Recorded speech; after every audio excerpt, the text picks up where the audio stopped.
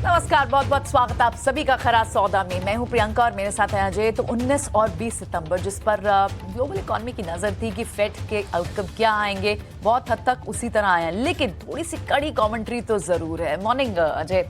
अजय देखिए, नवंबर में एक और रेट हाइक आएगा, ये बात क्लैरिटी हो गई। और 2024 जो कि आप ये लेकर चल रहे थे कि 2024 में शायद मिड से शायद रेट घटने का भी सिलसिला शुरू हो, वो दूर लग रहा है अब लक्ष्य।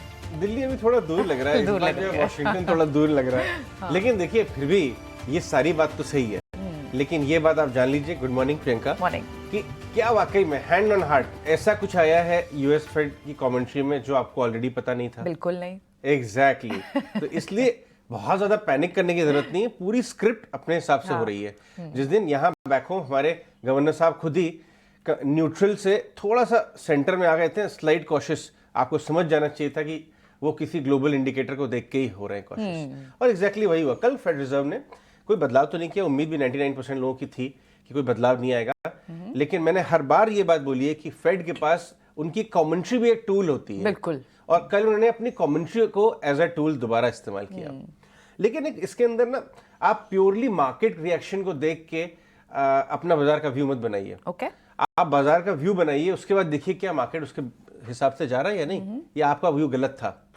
अगर रिएक्टिव होंगे, बाजार भले ही यूएस मार्केट की बात कर रहे हैं, नेगेटिव तरफ रिएक्ट कर रहा है, पिछले 3-4 दिन से रहा है, लेकिन बड़ा पॉइंट ये है कि डॉलर इंडेक्स 105 के ऊपर की जर्नी शुरू कर चुका है नई। बिल्कुल, ये दिक्कत वाली बात है। यील्ड्स भाग रही हैं। यील्ड्स जो है वो 440 हो गए 10 ईयर, जिसके मुझे ज्यादा चिंता उधर नजर आ रही है। इसलिए पॉइंट क्या है, और उसके साथ आप पके हुए हैं ऑलरेडी, आप एक पके हुए आम में लटक ही रहे, हल्की सी हवा का झोंका चाहिए फेड की, और टप से नीचे। इसलिए आप ऑब्जर्व करिए बाहर की चीजें, जब तक ये यील्ड्स कूल ऑफ होना शुरू नहीं होंगी, ठीक है, और जब तक डॉलर इंडेक्स वापस घटना नहीं शुरू होगी, बहुत अग्रेसिव नहीं होने का। बट ये जो फेड की कमेंट्री कल आई है कि भाई हाँ, अब जरूरत है और रेट हाइक की जरूरत है, और अभी हाल ही में तो हायर फॉर लॉन्गर का जो सिर्फ अटकलें चल रही थी, बातचीत हो रही थी, वो एस्टैब्लिश हो गई पॉइंट कि higher for longer is a reality. ठीक है। बट आपने देखा, दो बड़े प्रैक्टिशनर्स मैं अपने व्यूअर्स को बताना चाहूंगा। एक तो मोहम्मद एल एरियन, बहुत पुराने ग्लोबल एक कमेंट्री देते हैं, वो उन्होंने कहा कि जो लक्षण भले बाजार के लिए शॉर्ट टर्म में, नियर टर्म में नेगेटिव है ये कमेंट्री, लेकिन कंप्लीटली नई नहीं है। दूसरी बात, जो लक्षण यूएस इकोनॉमी दिखा रही है, करेक्ट, रिटेल सेल्स का डेटा, होम सेल्स का डेटा और जॉब्स का डेटा, वो ये लक्षण है कि यूएस इकोनॉमी बहुत मेजर रिसेशन में नहीं है, यानी सॉफ्ट लैंडिंग से रिबाउंड कर जाएगी। ये भी एक अच्छी चीज है जिसको बाजार अभी इस समय शायद इग्नोर कर रहा हो, लेकिन एक आध हाइक के बाद ये बात आपको ऑब्जर्व कर, ये जो है ये मेरे लिए ज्यादा इंपॉर्टेंट है, क्योंकि मैं तो यूएस मार्केट में ट्रेड थोड़ी करता हूँ, बट मैं जो यहाँ ट्रेड करता हूँ वो यूएस इकोनॉमी पर डिपेंड करता है। IT stocks, correct, pharma stocks, export, service export stocks, correct. तो मैं एज अ ट्रेडर इन्वेस्टर जितना मैं यूएस के मार्केट को और उसमें मार्केट पे इंपैक्ट करने वाली चीजों को ऑब्जर्व करूंगा, मुझे उतना ही यूएस इकोनॉमी जो है, रियल इकोनॉमी, उनको भी ऑब्जर्व करना चाहिए। यूएस इकोनॉमी बहुत रेजिलिएंट है, और इसीलिए हम देख रहे हैं कि बड़े बड़े एक्सपर्ट्स कह रहे हैं कि शायद रिसेशन नहीं आएगा, चांसेस कम होते जा रहे हैं, और अगर आएगा भी तो बहुत शैलो आएगा और रिबाउंड हो जाएगा, ये बात है। लेकिन हमारे साथ इस समय मैनहट्टन वेंचर्स पार्टनर्स के head of research and partner Santosh Rao जुड़ गए हैं हमें मदद करने की। Santosh, very good morning, thank you very much हमसे जुड़ने के लिए। तो संतोष, ये दोनों साइड ऑफ द आर्ग्यूमेंट बताएं। एक साइड ऑप्टिमिस्टिक है, आपके मित्र एलेरियन जी और आपके गुंडला जी, वो कह रहे हैं कि फेड ने सही किया, कमेंट्री देकर बाजार को मैसेजिंग सही दे दी, और एक्चुअली यूएस इकोनॉमी के जो इंडिकेटर है वो बहुत ज्यादा कमजोर नहीं है। दूसरी तरफ वाले लोग बोल रहे हैं कि भाई साहब अभी तो हायर फॉर लॉन्गर है, तो बाजार में मंदी होनी चाहिए। आप किस साइड को रीड कर रहे हैं बेटर? Yeah, I think आप जैसे अभी बताया कि there were pluses and minuses. Plus side में, I think the biggest plus was he said the recession is not anytime soon. He's not expecting that, and overall GDP expectations, he's increased that, and employment is pretty steady. So I think there was a lot of good news, but I think the higher for longer was a little bit of surprise. ऐसा लगा कि शायद बोलेंगे कि एक बार बढ़ाएंगे rate and next year will be 4 cuts. पर उन्होंने बताया कि next year will be 2 cuts instead of 4, and he's going to stay there longer. So that was a slight negative. But I think क्या होना है, थोड़े दिन अभी it's going to take while for the market to adjust to that, and then we will come to a new equation at this point. The market was pricing in cuts next year right away, and that but he was hawkish. He was bullishly hawkish actually. So I think that was a little bit of surprise. So देखेंगे क्या होता है, but I think overall, I think it was in line with expectations. Thoda, I think I wish he had said कि we're going to cut sooner. But next year election year भी है. We'll see how much he can sustain that, क्योंकि there is going to be pressure. तो ऐसा काफी balls in the air है. तो अब देखना पड़ेगा कैसा market interpret करेगा. मेरे को तो लग रहा है कि थोड़े दिन नीचे रहेगा, फिर बाद में adjust हो जाएगा. If we know कि 5.1% is going to be the long-term rate for a while, I think we can work around that. तो नेट ये बताइए कि यूएस मार्केट्स में जो डेटा आ रहा है, जो फेड का स्टांस अब बन के आया है, और जो बड़े फंड्स वालों की पोजीशनिंग है, उसको देख के आपको डाउनसाइड कितना दिखती है, या ये सारी बातें बाजार धीरे धीरे फैक्टर इन कर रहा है तो शैलो करेक्शन आके मामला बदल जाएगा? I think थोड़ा करेक्शन तो होने वाला है, and we want that. And he wants that as well. हालांकि वो देखते नहीं है stock market पे, but I think that is a good indicator of where the sentiment is and where the economy is going. So I think a little bit of correction, 5 to 10%. I would say at least 5% is will be healthy. Actually, it will be a good correction. Especially technology stocks are pretty rich, and even at this rate, valuations काफी rich है, and a narrow band of stocks. तो वो शायद थोड़ा correction होगा. It will spread out more. The width will get wider. तो देखेंगे. I think at the end of it, maybe after एक दो महीने के बाद, as we head closer to the end of the year, I think things will improve and we'll get a better visibility. क्योंकि अभी end of the year, generally market acts up after, it does better after this November, September, October usually is very volatile. So going into that, but he said he's data dependent. तो देखेंगे क्या होता है. The lag effect जो है अभी शुरू होने वाला है. They say कि raised rate hikes के lag effects take about 12 to 18 months. We are on the 15th month of the rate hike that he started last year. So I think we are in the early stages of that. So I think उसका वो देखने वाले हैं कि क्या होने वाला है उसका. अगर वो but he's pretty much said कि soft landing is not his goal. It's not his baseline. It's just objective, but it doesn't guarantee that. So I think a lot of balls in the air at this point. I think market generally is going to be conservative. It's going to pull back because I think the downside is more than the upside at this point. Downside is more than the upside. ये आपने बहुत काम की बात बताई संतोष. Really appreciate आप जो हमें मदद करते हैं यूएस के कॉम्प्लिकेटेड सिस्टम को, कमेंट्री को, इकोनॉमी को इंडियन व्यूअर और ट्रेडर को कैसे समझना चाहिए, कंज्यूम करना चाहिए, उसमें हम रियली अप्रिशिएट करते हैं. बहुत बहुत शुक्रिया आज भी हमसे बात करने के लिए. शुक्रिया. चलिए, तो ये तो हुए ग्लोबल मार्केट्स की बात, जो दो बड़े ट्रिगर्स भी थे आज के. अब तमाम दूसरे बड़े ट्रिगर्स देख लेते हैं जिस पर आज आपकी ट्रेड स्ट्रैटेजी डिपेंडेंट होनी चाहिए. तो ग्लोबल मार्केट्स को तो हमने डिस्कस किया कि वहां पर आपको फेड से और आगे की किस तरह की दिशा निर्देश दिख सकते हैं. संतोष राव के भी कमेंट्स आए हमारे पास. लेकिन हम इंडियन मार्केट्स में कौन से बड़े ट्रिगर्स हैं? पहले तो ये जो डिप्लोमेटिक कमेंट्स आ रहे हैं, भारत और कनाडा के रिश्तों में तनातनी बढ़ी हुई है. कई सारे बड़े कनाडा पेंशन फंड जिनका एक्सपोजर है यहाँ पर और बड़ा एक्सपोजर है, उन स्टॉक्स पर क्या प्रेशर बढ़ सकता है, क्योंकि ये मामला थोड़ा बढ़ता हुआ दिख रहा है. और साथ ही प्राइमरी मार्केट में जो इतना एक्शन है, इस पूरे हफ्ते में कई सारे नए आईपीओ खुले हैं, नई लिस्टिंग है. कल आर काबिल की लिस्टिंग की, आज ईएमएस की लिस्टिंग होनी है और अच्छी लिस्टिंग होनी है. और साथ ही जो नए आईपीओज है जिनके लास्ट डे ऑफ सब्सक्रिप्शन है, वहां पर भी नजर होगी. तो ये तमाम सारे क्यूज हमारे सामने. अब आगे समझते हैं कि डोमेस्टिक सेटअप अब कैसा है.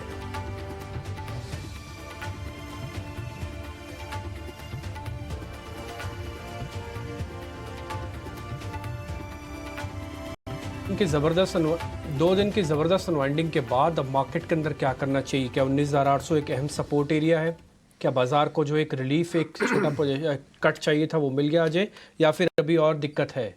डिम्पी पहले ये बताइए, G20 तो खत्म हो गया, आज आप कहाँ रह गए थे? जब कल रात में OTT चल रहा था लेट नाइट तक. सही पकड़े? नहीं, लेट नाइट नहीं है. एक्चुअली क्या है ना कि नोएडा में बहुत अच्छे से एक्टिविटीज हो रही है. यहाँ पे एक इंटरनेशनल ट्रेड फेयर चल रहा है. तो वो उसकी वजह से पूरा ट्रैफिक को डाइवर्ट कर रखा है. यहाँ पे ट्रैफिक का बहुत मचमच है. कोई बात नहीं, मान लेते हैं आपकी बात. नहीं, कोई दिक्कत की बात नहीं है.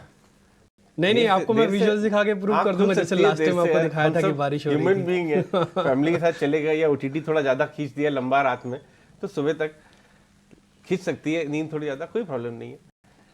चलिए आगे बढ़ते हैं, बाजार की बताएं।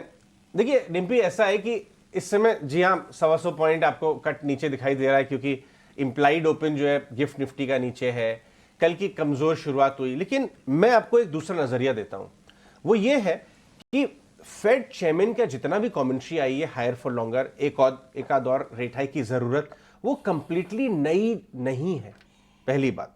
दूसरी बात, अगर आप देखिए रीसेंट टॉप से निफ्टी, मैं ट्रेडर का व्यू ले रहा हूं, ऑलरेडी 300 पॉइंट करेक्ट हो चुका है, लगभग करीब 900 पॉइंट बैंक निफ्टी करेक्ट हो चुका है, अगर हम कल शाम की गिरावट मान लें। आपको पता है मिड कैप इंडेक्स 1000 पॉइंट से ज्यादा ऑलरेडी 1200 पॉइंट करेक्ट हो चुका है, और मिड कैप इंडेक्स भी अच्छा खासा करेक्ट, स्मॉल कैप इंडेक्स भी करेक्ट हो चुका है। मैं ये नहीं कह रहा कि स्ट्रक्चरली बाजार बदल जाएगा, लेकिन ट्रेडर के लिए वन साइडेड गिरावट नहीं आती है। तो फर्स्ट हाफ में अगर आज कमजोरी आती है तो एक रेट ये आपका एक शॉर्ट कवरिंग की गुंजाइश बढ़ेगी। कल की शाम की डेटा ये बता रही है कि सेलिंग तो ठीक है, लेकिन एफआईआईज ने भी अनवाइंडिंग, जो हम आपसे 2-3 दिन में से बात कर रहे हैं डिम्पी और हम, बढ़ाई है। 65% वाली एफआईआई लॉन्ग पोजीशन एकदम से घट के 61 आ गई, क्योंकि अनवाइंडिंग, ये यूएस मार्केट के चक्कर में ही है। लेकिन सब कुछ डाउन एंड आउट नहीं है। आप देखिए स्मॉल कैप और मिड कैप इंडेक्स अपने 20 डीएमए के सिर्फ 1 या 2% रह गए। पहले भी जो फॉल आई थी वो 20 डीएमए से रिबाउंड आया था। तो आज फर्स्ट हाफ में जब गिरावट आती है, इमीडिएटली कूदिए मत, लेकिन 20 डीएमए के पास आएगी, क्वालिटी नाम रिबाउंड कर सकते हैं, इसकी बहुत बड़ी चांसेस हैं। तो अगर आप शॉर्ट पोजीशन होल्ड करें तो स्टॉप लॉस के साथ आप आराम से अपना पहले आधे घंटे में चाय वाय पीजिए, चाय की चुस्की लीजिए। अगर आप लेने की इच्छा करते हैं और आप लॉन्ग साइड के ट्रेडर हैं तो 1-1.5 घंटा निकल जाने दीजिए। 11 साढ़े 11 बजे आपको बाजार खुद बता देगा कि क्या एक रिबाउंड आएगा, क्योंकि 300 पॉइंट निफ्टी घटने के बाद आज 100 पॉइंट और घटता है तो आप नया शॉर्ट नहीं कर सकते, ये एकदम प्रूडेंट नहीं है। तब आप कवर करने वाले आएंगे, जो 300 पॉइंट शॉर्ट करके बैठे हैं वो कवर करने आएंगे आज की गिरावट के बाद, वहां पे आप रिबाउंड खेलिए। 2 स्टॉक्स के ऊपर नजर रखिए। ये एक तो है रिलायंस इंडस्ट्रीज, उसमें खासा कमजोरी आई है और वो सपोर्ट जोन के आसपास आ गया है। कल भी बड़े ब्लॉक के बाद 2355 पे ब्लॉक हुआ था, स्टॉक रिबाउंड किया इंट्राडे, लेकिन कमजोर बंद हुआ। इस पर नजर रखिए, अगर ये आज 1-2% और घटता है तो अगेन ये अच्छे वैल्यू जोन में आ सकता है। एचडीएफसी बैंक में कल 5500 करोड़, मतलब 5500 करोड़ के करीब की डिलीवरी बेस्ड सेलिंग हुई है। इसको हाथ लगाने में जल्दबाजी ना करें, संकोच करें, वो बेटर है, क्योंकि ये दबाव बना रह सकता है। आपको ध्यान का देना है, आपको देना है आईटी स्टॉक्स में ध्यान। कल इन्फोसिस डेज हाई में बंद हुआ है, जरा लेके आइए डायरेक्टर साहब। आईटी शेयरों में खरीदारी का मौका इस कमजोरी में इन्फोसिस को लेके आइए। इन्फोसिस कल नीचे से, टीसीएस तो हरे निशान में बंद हुआ, कोई इंपैक्ट नहीं आया। इन्फोसिस नीचे से पूरा रिकवर करके डेज हाई बंद हुआ, और अभी 10-15 दिन में आईटी के नंबर्स आएंगे, आपको पता है। तो आज अगर कमजोरी आती है इंट्राडे, पहले 1 घंटे में जम के 100-125 पॉइंट घटता है बाजार, तो इस एरिया में आपको थोड़ी सी बाइंग की उम्मीद बना सकते हैं आप। बाकी बाजार मिड कैप स्मॉल कैप अभी टच मत करिए, अभी वहां प्रेशर अनवाइंडिंग का रह सकता है। एचएनआई ने 1-1.5-2 दिन से थोड़ा अनवाइंडिंग शुरू की है, बाजार सहमा है, लेकिन बहुत जल्दबाजी मत करिए। निफ्टी और बैंक निफ्टी पर नजर बनाइए, पहले 1 घंटे की कमजोरी में मौका मिल सकता है आपको। लेकिन डिम्पी के पास जाते हैं, डिम्पी वाला पॉइंट थोड़ा और स्क्रैच करते हैं अपने व्यूअर्स के लिए। कल जो अनवाइंडिंग हमने निफ्टी में देखी है एफआईआईज के द्वारा, कॉल ऑप्शन पुट ऑप्शन क्या बता रहा है, नेक्स्ट लेवल कहां पे है? देखिए, मैं आपकी बात को थोड़ा एंडोर्स करूंगा, वो इसलिए करूंगा क्योंकि मार्केट के अंदर ना केवल करेक्शन जरूरी है, बल्कि जो लेवल्स होते हैं ना उनकी अपनी इंपॉर्टेंस भी है। अगर आपको याद होगा अच्छे से तो 19,600 से 800 वाली रेंज पे हमने बार बार रेजिस्टेंस देखा था। जब एक बार पार किया तो आप 400 पॉइंट चले, ये फिर से एक सपोर्ट का काम करेंगे। टेक्निकल्स का बहुत ही बेसिक रूल होता है, जो पहले रेजिस्ट करेगा वो बाद में आपका दोस्त बन जाएगा, आपका सपोर्ट एरिया हो जाएगा। तो इसलिए 19,800 जो आपको गैप के साथ मिलेगा ना, ये आपके लिए बहुत इंपॉर्टेंट सपोर्ट है। दूसरी बात मैं इसमें एंडोर्स करूंगा कि भले ही ठीक है 65% से आप 61% आए हो, बढ़े भी ऐसे ही थे। आपको ध्यान होगा सितंबर जब सीरीज शुरू हुई थी तो 45% से सीधा 51 से 56, इस तरह से आप फेजेस में बढ़े थे। 5-5%। तो कल अगर अनवाइंडिंग का प्रेशर आया तो मेरे लिए ज़्यादा चिंता की बात नहीं, क्योंकि सेकेंड डे ऑफ अनवाइंडिंग है, टिपिकली थर्ड डे तक ही अनवाइंडिंग आती है, इससे ज़्यादा नहीं रहती है, और उसके बाद धीरे धीरे करके एक कैंडल सपोर्ट की आती है। तो इसलिए मेरा पहला जो सपोर्ट एरिया 19,800 है। मेरे को लग रहा है कि आज अपॉर्चुनिटी मेरे को जरूर मिलेगी। ऑप्शंस वालों से मैं बोलूंगा भी एक्सपेरिमेंट मत करना, वो इसलिए नहीं करना क्योंकि ऑप्शंस के कई बार प्रीमियम गल जाएंगे। सीरीज सामने है, क्लोजिंग के 28 तारीख को सीरीज खत्म हो जाएगी, तो इसलिए आप अपने फ्यूचर्स को ध्यान में रखिए। अच्छा, जिनके पास ऊपर का माल खड़ा वो क्या करें, उनको एवरेज करने की भी जल्दबाजी नहीं उठानी चाहिए, क्योंकि बड़े शेयरों की लीडरशिप भी नहीं है अभी। तो इसलिए बड़े शेयरों का एक दो लीडरशिप आ जाए, 19,800 पक जाए, फिर भले आपको एवरेज करने का मन करे तो करना, नहीं तो छोड़ भी देना, अपने आप ही रेट आपके ऊपर आ जाएंगे। एवरेज करके माल को बढ़ाओ मत। इसलिए 19,800 आज बहुत क्रिटिकल है वॉच करना। ये अगर आज पहले 10 मिनट, 15 मिनट, आधा घंटा, 1 घंटे में भी अगर मेरे को इस सपोर्ट एरिया में कन्वर्ट होता दिखेगा तो मेरा रिस्क रिवॉर्ड बहुत अच्छा है। ट्रेडर्स को जरूर एक बार एक्सपेरिमेंट करना चाहिए। ये कम से कम निफ्टी के लेवल है। अभी आपने ना 20 डीएमए की बात की थी, मैंने चार्ट तुरंत बना दिए। हमने 20 और 50 दोनों डीएमए उसके अंदर आपको दिखा देते हैं, और 20 डीएमए के अंदर सपोर्ट जो है वो 780 है, .780, यानी कि 800 वाला पॉइंट ही है। तो इसलिए आप इस लेवल पे जरूर ध्यान रखिएगा। ये जो ब्लू कलर की लाइन अभी आपको चार्ट की फॉर्म में दिखेगी, ये वही 20 डीएमए है, और बाद में जो हरे कलर की लाइन है ये 50 दिन का डीएमए। तो वहां खैर दूर की बात है, पहले आप सिर्फ 20 डीएमए वाली ही बात समझ लीजिए। ठीक है, ये तो बात हुई निफ्टी की, प्रेशर में है। बड़ा प्रेशर जो है वो बैंक निफ्टी से, बैंक से भी आ रहा है। एचडीएफसी बैंक बड़ा ड्रैगर था, और कल एचडीएफसी बैंक का एडीआर भी आपको 6% नीचे दिखा है। तो क्या आज बैंक निफ्टी में और गिरावट के संकेत होंगे, शॉर्ट के मौके बनेंगे? एफआईज ने इसने कल किया क्या है? 5,000 करोड़ की सेलिंग बताई मैंने, correct, delivery base. Correct. Dimpy, फाइज ने कल 53,000 करोड़ रुपए की सेलिंग की है ऑप्शंस के अंदर, ठीक है, और कैश के अंदर भी की है। ये ऑप्शंस का नंबर एबनॉर्मल है, यानी कि नॉर्मल से थोड़ा ज़्यादा है। ऐसा नहीं कि नंबर आते नहीं है, 35,000, 25,000, 30,000 करोड़ के नंबर एवरेज बेसिस पर आ जाते हैं, लेकिन कल जो उनका नंबर आया वो बड़ा है। दूसरा पॉइंट है कि बैंक निफ्टी के अंदर अनवाइंडिंग हुई है। देखिए, आप किसी को पनिशमेंट देना चाहते हैं ना तो दे दीजिए, इतना मत दीजिए कि उसको दिक्कत हो जाए, उसको अस्पताल पहुंचाना पड़ जाए। तो इसलिए बैंक निफ्टी को पनिशमेंट मिली है। इससे उसका हुआ क्या है, इससे उसके दो चीज़ें सुधरी हुई हैं, उसमें सुधार आया। पहला, प्रीमियम आ गया, 200 पॉइंट का प्रीमियम है बैंक निफ्टी के अंदर। ये सीरीज के स्टार्टिंग में होता है, इस सीरीज के एंड में आपको दिख रहा है। ये पहला पॉइंट है, इच्छा शक्ति मार्केट की खत्म नहीं हुई है। दूसरा क्या सुधार हुआ है इसके अंदर? दूसरा सुधार इसके अंदर ये हुआ है कि यहां पे आके ओपन इंटरेस्ट कम हो गया है, आपके खुले सौदे कम हो गए। आप कितना दबाओगे सामने वाले को, जितना दबा सकते हो उतना दबा रहे हो आप। तो 88,000 ही ओपन इंटरेस्ट खड़े हैं अभी। तो ये बैंक निफ्टी का लोअर पॉइंट पे है इस ओआई के साथ। हमने शुरू किया था 1.5 लाख ओआई के साथ, अभी हम खड़े 88 ओआई के साथ।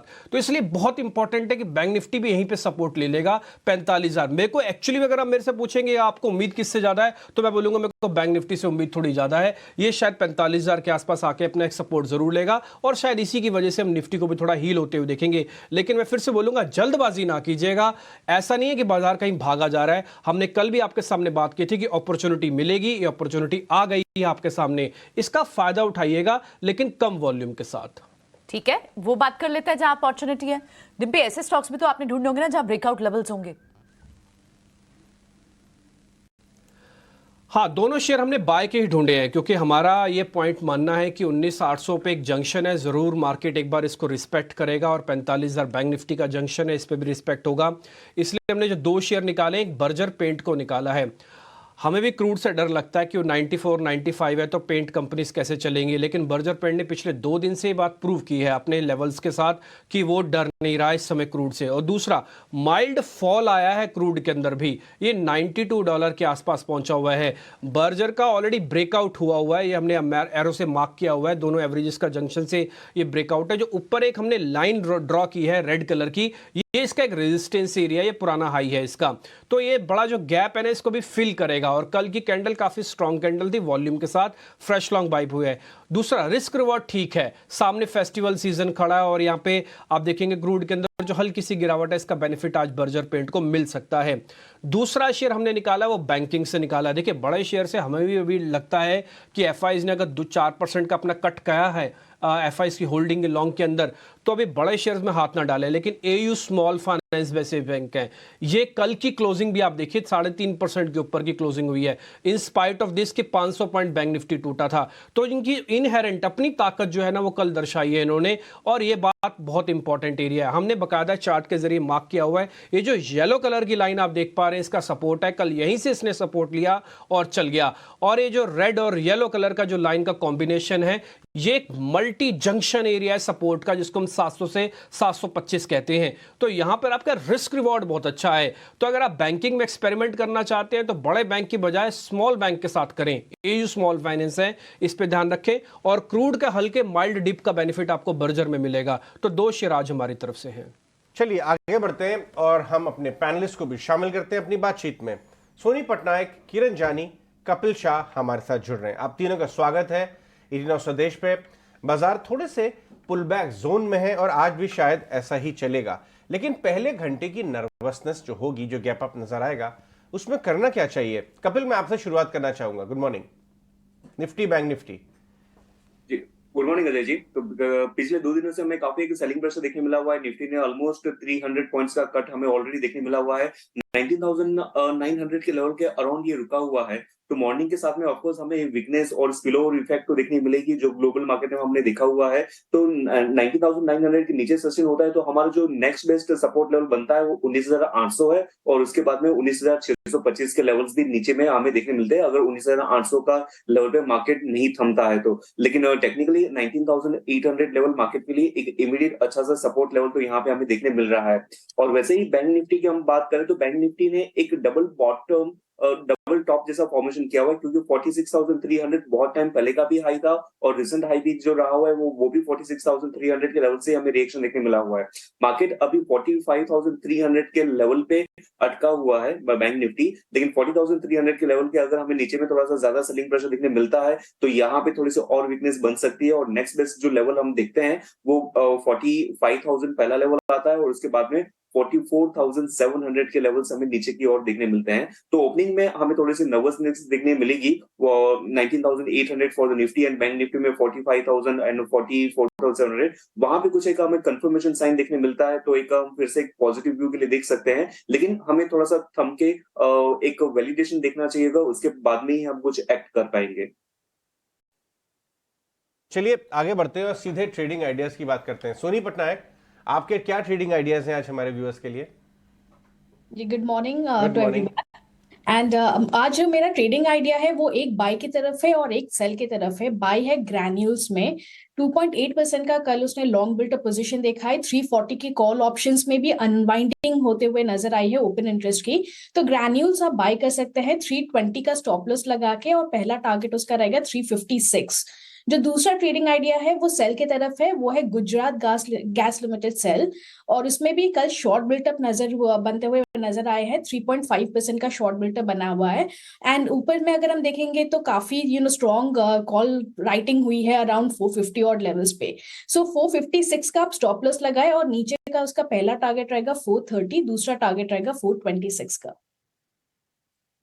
ये तो हुई सोनी की कॉल्स। अब हमारे साथ किरण भी है, किरण से भी समझते हैं वो क्या बेट कर रहे हैं आज। किरण, बताएं आपकी आज की ट्रेडिंग राय। सो हमारी तरफ से 2 पिक्स है, दोनों बाई तरफ है और दोनों लार्ज कैप है। पहला है वो आईटीसी है। डेली चार्ट के ऊपर अगर आप देखें तो inverted head and shoulder pattern breakout हमें देख रहा है। मल्टीपल रेजिस्टेंस 450 के आसपास थे, उसके ऊपर स्टॉक में कहीं ना कहीं क्लोजिंग हमें देखने को मिली है, और जिस तरह से मोमेंटम इंडिकेटर भी बुलिश जोन के अंदर ट्रेड कर रहे हैं, हमें लग रहा है कि आईटीसी यहाँ से एक आउट परफॉर्मेंस हमें देखने को मिल सकता है। तो 452 के आसपास की कुछ क्लोजिंग थी, हम लॉन्ग करके जाएंगे। 460 तक के हमारे टारगेट है and 448 as a stop loss हम मेंटेन करेंगे आईटीसी के अंदर। नेक्स्ट जो कॉल है वो फार्मा के अंदर से सन फार्मा के भी डेली चार्ट अगर आप देखोगे तो एक long term cup and handle pattern हमें ब्रेकआउट देखने को मिला है। साथ ही साथ 1150 के मल्टीपल रेजिस्टेंस थे। लास्ट 2 दिन से हम देख रहे हैं कि 1150 के आसपास स्टॉक सस्टेन है। यहाँ पे भी अगर आप मोमेंटम इंडिकेटर देखोगे तो कहीं ना कहीं बुलिश जोन के अंदर ट्रेड कर रहा है। तो सन फार्मा में भी हम लॉन्ग करने की सलाह दे रहे हैं। 1150 के आसपास स्टॉक है, 1170 का टारगेट है and 1139 as a stop loss हम मेंटेन करेंगे। So ITC and Sun Pharma हमारी तरफ से बाय कॉल रहेंगे।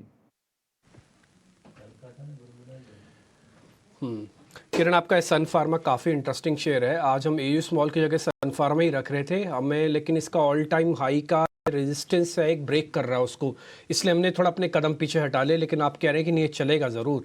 1170 आपका टारगेट है, 1139 आपका एक स्टॉप लॉस है। डन। आईटीसी और सन फार्मा हो गए। किरण की कॉल्स, कपिल की कॉल भी जरा ऐड करवा लेते हैं। कपिल, आपके ट्रेड कौन से है? ट्रेड आईटीसी पे ही बन रहा है। द रीजन इज दैट कि मेरे दो एक टेक्निकल सेटअप होते हैं कि जब भी कोई एक स्ट्रॉन्ग ट्रेंडिंग स्टॉक जब डिक्लाइनिंग करता है और अपनी 40 के लेवल के आरएसआई को टच करके रिबाउंड करता है, तो वो मेरा एक टेक्निकल पॉइंट होता है एक स्क्रीनर, तो वहां पे भी आईटीसी फिल्टर आउट होके आता है। और दूसरा मेरा फिल्टर ये होता है कि कोई भी स्टॉक अपने लॉन्ग टर्म मूविंग एवरेज को टेस्ट करता है और शॉर्ट टर्म मूविंग एवरेज का क्रॉसओवर हमें देखने मिलता है, तो वो ये भी क्राइटेरिया आईटीसी यहाँ पे फुलफिल करता है। तो इसके बेसिस पे आईटीसी 452 के लेवल पे बाय का कॉल बनता है। थोड़ा सा हम वो पोजिशनल व्यू बनाते हैं, तो 442 का इसमें स्टॉप लॉस रहेगा, यानी 10 पॉइंट का रिस्क रहेगा और 18 रुपए के अपसाइड हमें पोटेंशियल देखने मिल सकते हैं। 470 तक का टाइम यहाँ पे थोड़ा सा ले सकता है, स्लो मूविंग काउंटर है, लेकिन अभी इसमें मोमेंटम ड्यू है। और दूसरा जो स्टॉक हमने फिल्टर आउट किया है वो शॉर्ट की साइड है, वो है L&T FH. Financial services sectors में थोड़ा सा हमें प्रेशर देखने मिला हुआ है और एल&टी एफएच जो अपने मंथली लेवल के जो 140 के रेजिस्टेंस थे वहां से रिएक्ट करते आते हुए हमें देखने मिला है। तो 126 का करंट लेवल है, 129 का हमें स्टॉप लॉस मेंटेन करना चाहिए और नीचे में 120 के टारगेट्स हमें देखने मिल सकते हैं। So ITC buy, short sell, L and T FH. जी ओके, ठीक है। एल&टी फाइनेंस को आप शॉर्ट कर रहे हैं, आईटीसी को आप बाय कर रहे हैं, ठीक है। ये हो गए आपके ट्रेड्स। आयुष भी अब हमारे साथ पैनल पर। आयुष, मॉर्निंग, बताएं आपके trades. Very good morning everyone. मेरे भी यहाँ पे दो ट्रेड्स होंगे, एक बाय कॉल होगा, एक सेल कॉल होगा। बाय कॉल में हमारा हाउसिंग फाइनेंस कंपनी में से जीआईसी हाउसिंग फाइनेंस पे होगा। अगर हम जीआईसी हाउसिंग फाइनेंस की बात करें तो इसके वीकली चार्ट पे बहुत अच्छा एक अप एंड हैंडल फॉर्मेशन का ब्रेकआउट आ चुका है। मंथली चार्ट में कंसोलिडेशन का ब्रेकआउट देने वाला है और डेली चार्ट पे पॉजिटिव एवरेज क्रॉसओवर है। तो जीआईसी हाउसिंग को यहाँ से हमें बाय करना चाहिए फॉर टारगेट ऑफ 220। यहाँ पे हमारा जो स्टॉप लॉस होगा वो ट्रेड का होगा। सेकंड मेरा सेल कॉल रहेगा रैमको सीमेंट के फ्यूचर्स में। अगर आप रैमको सीमेंट में देखें तो इसके डेली चार्ट्स में इसने 50, 100 और 20 डे मूविंग एवरेज का ब्रेकडाउन दिया है। एक बहुत इंपॉर्टेंट सपोर्ट से स्टॉक ने ब्रेकडाउन दे दिया है। अगर हम देखेंगे मंथली चार्ट्स में तो एक डाउनवर्ड स्लोपिंग ट्रेंड लाइन का भी स्टॉक ने ब्रेकडाउन दिया है। तो रैमको सीमेंट को हमें यहाँ से सेल करना चाहिए फॉर अ टारगेट ऑफ 850। यहाँ पे जो हमारा स्टॉप लॉस रहेगा वो 890 का रहेगा।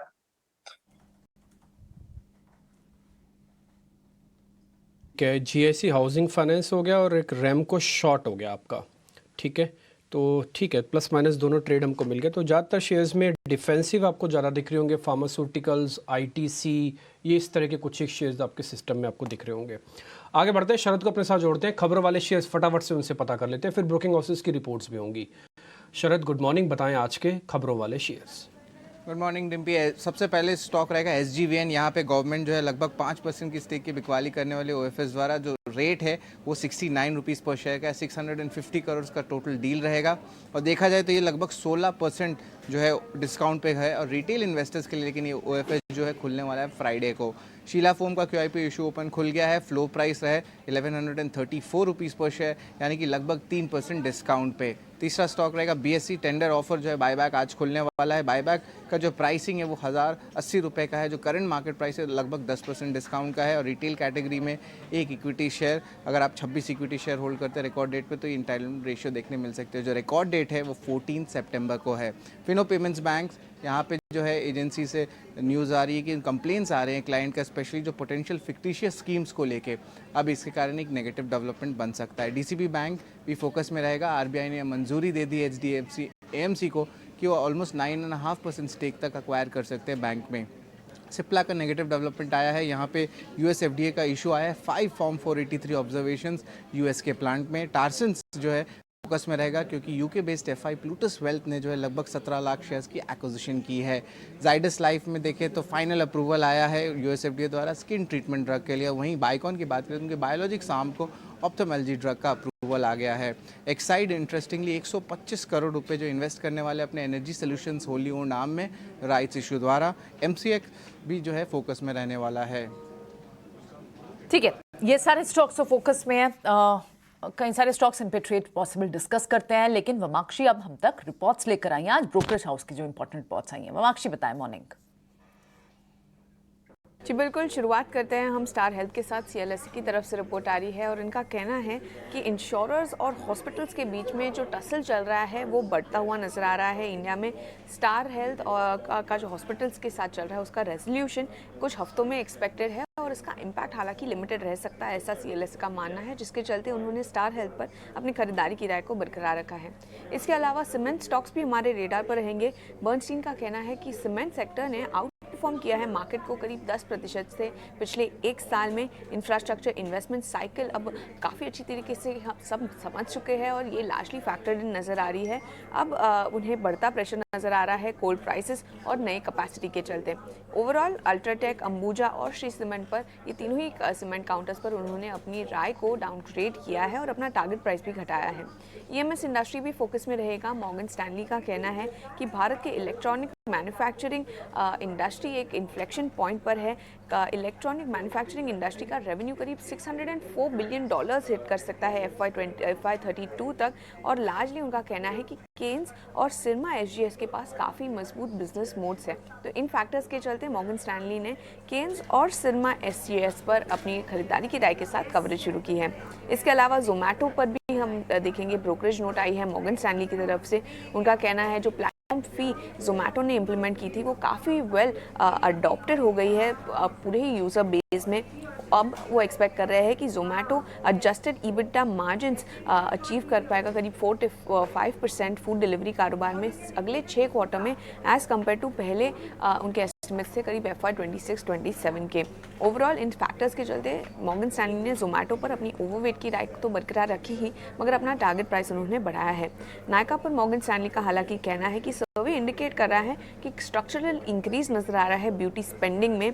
ओवरऑल मीडियम टर्म थीसिस जो ब्यूटी बिजनेस पर है उनके चलते वो काफ़ी पॉजिटिव है नायका पर, मगर रिसेंटली फैशन बिजनेस में थोड़ी सी स्लगिशनेस नजर आई है जिसके चलते उन्होंने अर्निंग्स एस्टिमेट घटाया है। तो all in all Morgan Stanley ने नायका पर अपनी ओवरवेट की राय तो बरकरार रखी ही मगर अपना टारगेट प्राइस स्लाइटली घटाकर 173 रुपीज़ प्रति शेयर पर कर दिया है। और आखिर में हम फोकस करेंगे वोल्टास पर। मैक्वायरी की तरफ से रिपोर्ट आ रही है और ये हाईलाइट कर रहे हैं कि कंपेटिटिव इंटेंसिटी बढ़ती नजर आ रही है रूम एयर कंडीशनर्स में। UCP सेगमेंट में मार्जिन प्रेशर अभी भी बरकरार है। नियर टर्म RAC डिमांड हालांकि सबड्यूड रहने की उम्मीद की जा रही है और प्रोजेक्ट मार्जिन की तरफ से भी डिसअपॉइंटमेंट उन्हें नजर आ रही है। तो ऑल इन ऑल इसी के चलते मैक्वायरी ने वोल्टास पर अपनी न्यूट्रल की राय को बरकरार रखा मगर अपना टारगेट प्राइस बढ़ाकर 852 रुपीज़ प्रति शेयर पर कर दिया है। ऑल राइट, ठीक है, बहुत बहुत शुक्रिया माक्षी ये सारे रिपोर्ट्स कंपाइल करके लाने के लिए। तो हमारे पास सारे स्टॉक्स न्यूज़ भी हैं और साथ ही सारी ब्रोकिंग हाउस के रिपोर्ट्स भी हैं और अब हमारे साथ बाजार पर एक फंडामेंटल राय देने के लिए मयूरेश भी है। मयूरेश, आपके पास भी लौटते हैं। फाइनेंशियल ट्रेड्स का सिलसिला जारी करते हैं। ढेर सारे स्टॉक्स हमारे सहयोगियों ने ऑलरेडी आपके साथ शेयर किए न्यूज़ में, ब्रोकरेज कॉल्स। उसमें से एक स्टॉक है UPL। आज सिटी की UPL पे नोट आई है। अब 800 रुपये के टारगेट आने लगे कि 585 पे अभी मिल रहा था, एक महीने पहले किसी को चाहिए नहीं था। लेके आइए डायरेक्टर साहब इसका 1 महीने 3 महीने का चार्ट, तो ये आपको दिखाई देगा कि करीब 575 के आसपास इसका लो बना है हाल ही में और वहां से ये ऑफलोज हुआ है। बट अभी भी टॉप से बहुत नीचे 1000 के आसपास का भाव हुआ करता था 1-2 साल पहले इसका। सोनी पटायक, आप बताएं UPL का डेटा देख के जिस हिसाब से धीरे धीरे रिबाउंड कर रहा है, क्या इसमें एक ट्रेड है?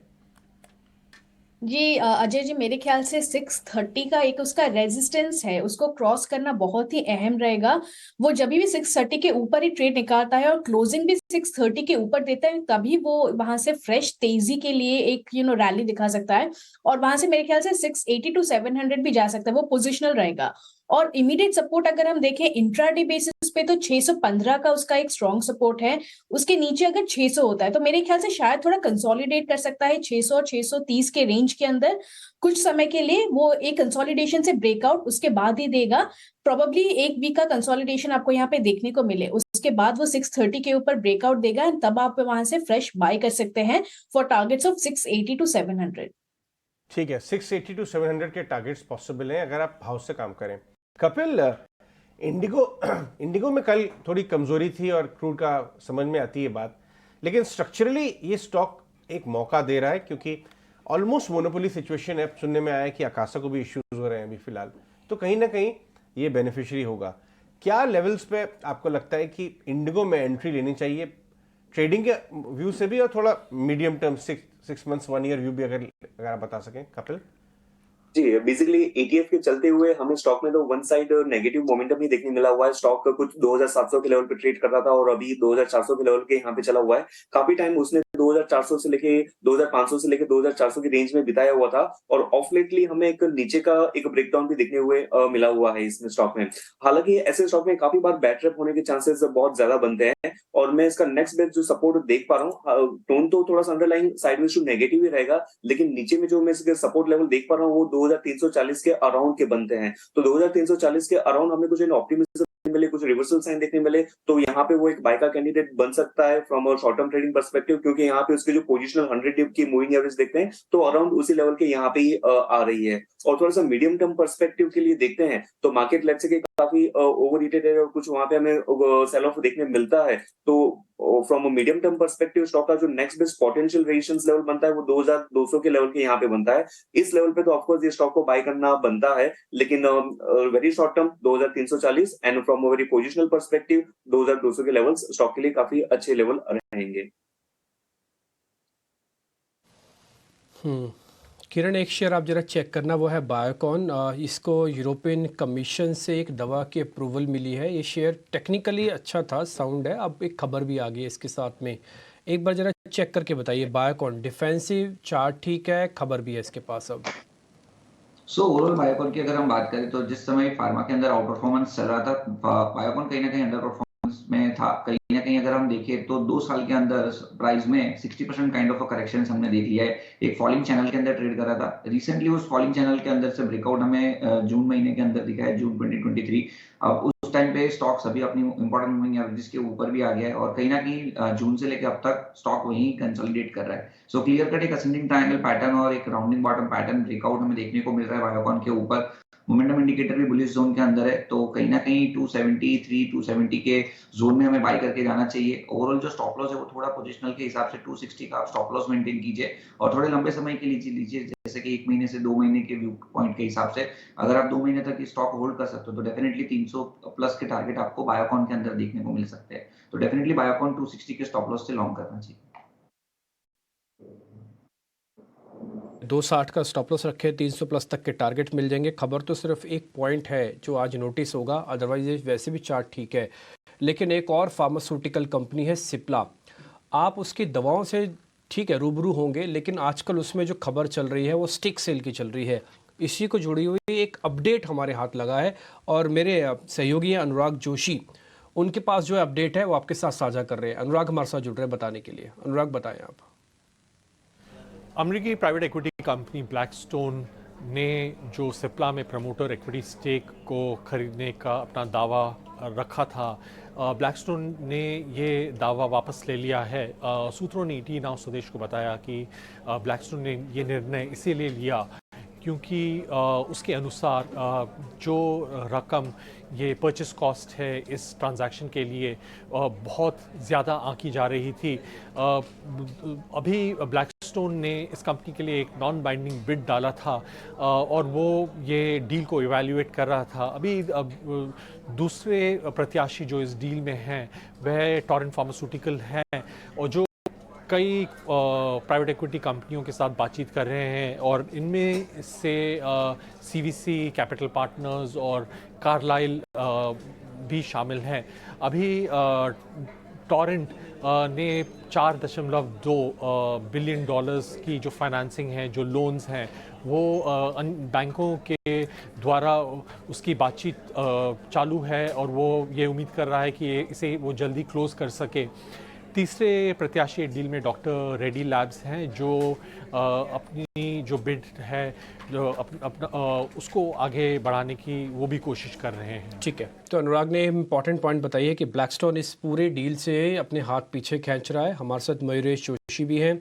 मयूरेश, इस पूरे मैटर को आप कैसे देखते हैं? पहले ब्लैकस्टोन से ही हवा उड़ी मार्केट के अंदर कि वो सिप्ला को खरीद रहा है, फिर बाद में प्रमोटर आए कह रहे इतने पैसे नहीं चाहिए, हमारी वैल्यूएशन तो ज़्यादा लगाओ, तो ठीक है वो बात भी समझ में आ गई।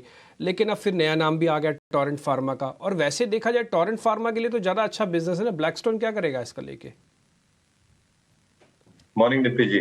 नहीं, खबरें तो बहुत आ रही है सिप्ला को लेके, और कोई एग्जिस्टिंग फार्मा कंपनी हो तो सिनर्जीज डेफिनेटली बहुत ज्यादा बढ़ती है, क्योंकि जो एक सप्लीमेंट्री नेचर होता है कि जो प्रोडक्ट स्विट इनके पास नहीं है और सिप्ला के पास ऑफर करने के लिए अगर ये स्टेक सेल की न्यूज सही है तो that definitely compliments. But as a disclaimer, Cipla हमारे ग्लोबल फोकस लिस्ट में है for a long long time, और हमें लगता है आई थिंक जो बिजनेस डायनेमिक्स सिप्ला ने पेश किए हैं नंबर्स द्वारा, ये बहुत पॉजिटिविटी दर्शा रहे हैं। स्पेसिफिकली यूएस बिजनेस जो हम एक्सपेक्ट कर रहे हैं will grow at a very decent pace. Margins will remain very, very strong, जैसे मैनेजमेंट ने दर्शाए हैं, between 22 and 24%.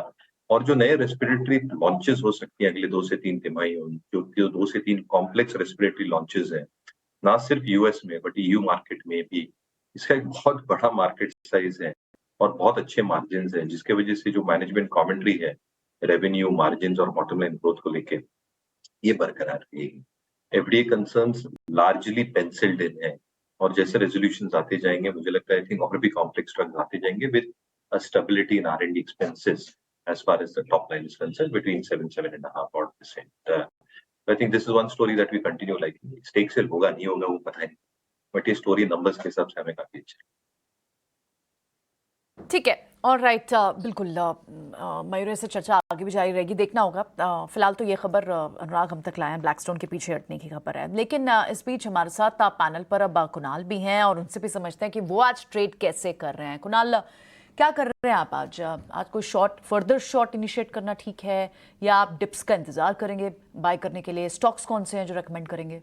तो स्टॉक्स मिक्स रहेगा, मिक्स पैक रहेगा, बाय और सेल। बट इंडेक्स में जो डेटा है वो इंटरेस्टिंग है, because last in fact open interest हम बैंक निफ्टी की देखें तो हम एक लोवेस्ट ओपन इंटरेस्ट है लास्ट, तो T-6 अगर हम कैलकुलेट करें एक्सपायरी से 1 वीक पहले, तो ये one of the lowest open interest है लास्ट 3 सीरीज में। तो ये इंडिकेट कर रहा है कि मार्केट्स में से जो मेजर पोजीशन है वो ऑलरेडी आउट हो चुकी है। तो ये एक इंपॉर्टेंट डेटा पॉइंट है। स्टॉक स्पेसिफिक पहला बाय कॉल रहेगा मेरा ग्रैन्यूल्स पे, जो मेरा मानना है कि एक अच्छे ब्रेकआउट के लेवल पे वापस आ चुका है, काफ़ी परफॉर्मिंग स्टॉक रह चुका है लास्ट 2 से 3 महीनों में भी। तो इसको सजेस्ट करूंगा बाय के लिए। 350 का टारगेट रख सकते हैं, 320 का स्टॉप लॉस। और सेल में है PI इंडस्ट्रीज, जिसने कल भी एक इंटरडे वीकनेस दिखाई थी, स्टॉक ने ब्रेकडाउन दिया है आली चार्ट्स पे। तो सजेस्ट करूंगा सेल के लिए 3400 का टारगेट, 3555 का stop loss. Okay, PI industries को आप सेल कर रहे हैं और ग्रैन्यूल्स को आप बाय कर रहे हैं, ठीक है। ऑलराइट, बहुत बहुत शुक्रिया कुणाल, ये रिकमेंडेशन, ये दोनों स्टॉक्स हमें बताने के लिए। चले बढ़ते हैं आगे, कुछ और स्टॉक्स और रिपोर्ट्स भी ले लेते हैं। इनफैक्ट EMS इंडस्ट्री पर ही मॉर्गन स्टैनले की एक रिपोर्ट भी आई है और कई सारे स्टॉक्स को उन्होंने कवर किया है, टारगेट प्राइस भी बनाया। आपको याद होगा केन्स का भी कुछ दिन पहले CLSA ने भी टारगेट बढ़ाकर 2200 कर दिया था। मॉर्गन स्टैनले तो 2440 का टारगेट दे रहा है। सिरमा SGS वो भी इसी स्पेस से है, वहां पर भी 670 671 का टारगेट दिया जा रहा है। और बात इसी में की है कि दोनों के पास बहुत स्ट्रॉन्ग बिजनेस मोड्स हैं और अच्छा खासा B2B सेगमेंट एक्सपोजर है। ये दोनों स्टॉक्स क्या यहाँ से और कितना अपसाइड, क्योंकि केन्स को अगर आप देखें तो 18,800 900 की चाल से सिर्फ पिछले 3-4 महीने में ये स्टॉक डबल से भी ज़्यादा 1300-1400 रुपये चल चुका है ऑलरेडी। लेकिन यहाँ से और कितनी अपसाइड दिखती है केन्स जैसे स्टॉक में, सिरमा SGS जैसे स्टॉक में, इस पूरे स्पेस में, EMS स्पेस में हमने देखा काफ़ी स्मॉल कैप स्पेस है, काफ़ी सारे बड़े HNIs भी इसमें एक्टिव हैं, बड़े ब्लॉक्स भी लगे हैं। तो क्या इसमें केन्स पर इन लेवल्स पर जिनसे मिस आउट हुआ है कपिल, क्या इस सिरमा SGS हो, केन्स हो, कहां पर एक एंट्री पॉइंट ढूंढना चाहिए रिटेल इन्वेस्टर्स को? जी, ऑफ कोर्स जो है ये पर्टिकुलर सेगमेंट जो प्राइस जो स्टॉक्स हैं केन्स, उनकी मोमेंटम तो बहुत ही बढ़िया आई है। 630 से लेकर स्टॉक अभी 2050 के लेवल के यहाँ पे ट्रेड कर रहा है।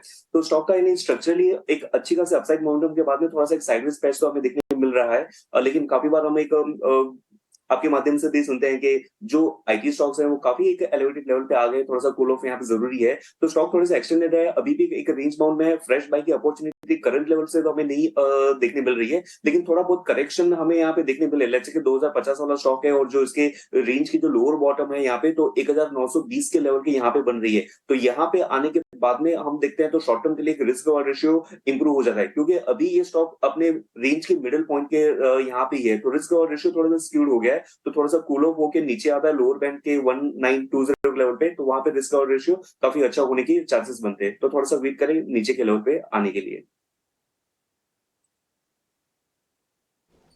चलिए आगे बढ़ते हैं, कुछ और स्टॉक्स के बारे में डिस्कस कर लेते हैं। इन्फोसिस के बारे में मेरे को डिस्कस करना है।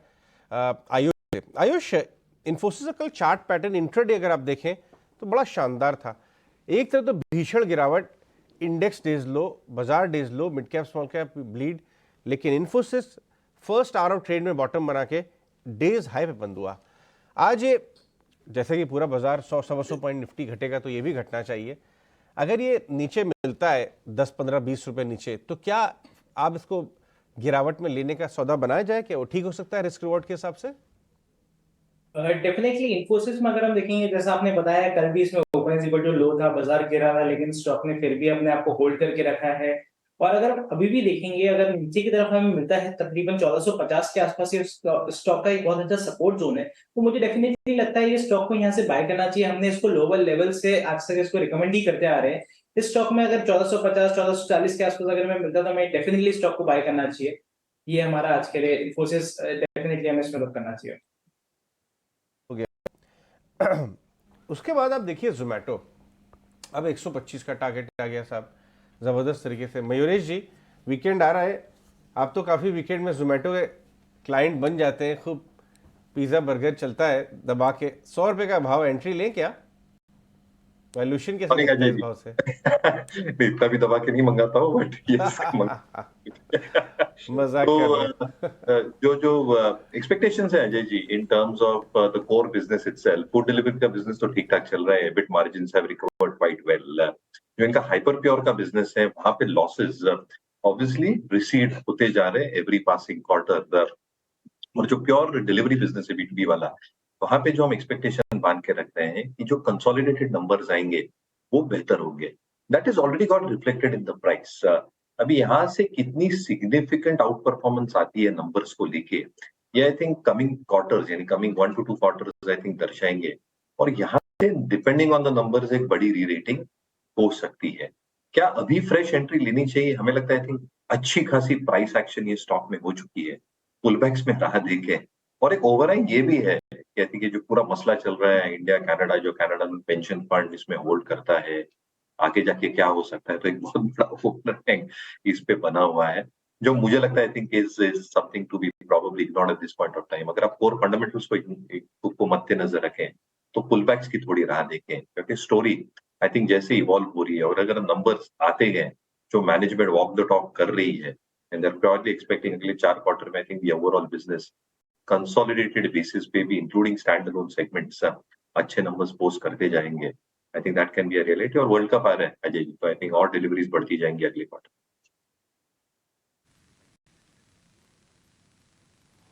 ओके, ठीक है, ये जोमेटो पे एक व्यू पॉइंट हो गया जो मयूरेश आपके सामने रख रहे थे। अब एक और अहम चीज़ है कि मार्केट रेगुलेटर सेबी की बोर्ड की बैठक होने जा रही है। इस बैठक के अंदर क्या क्या पॉइंट्स आ सकते हैं, एक बार जरा अपने सहयोगी अंकुर मिश्रा से जुड़कर समझ लेते हैं। अंकुर, जरा बताएं सेबी की बोर्ड की बैठक में क्या फैसला हो सकता है?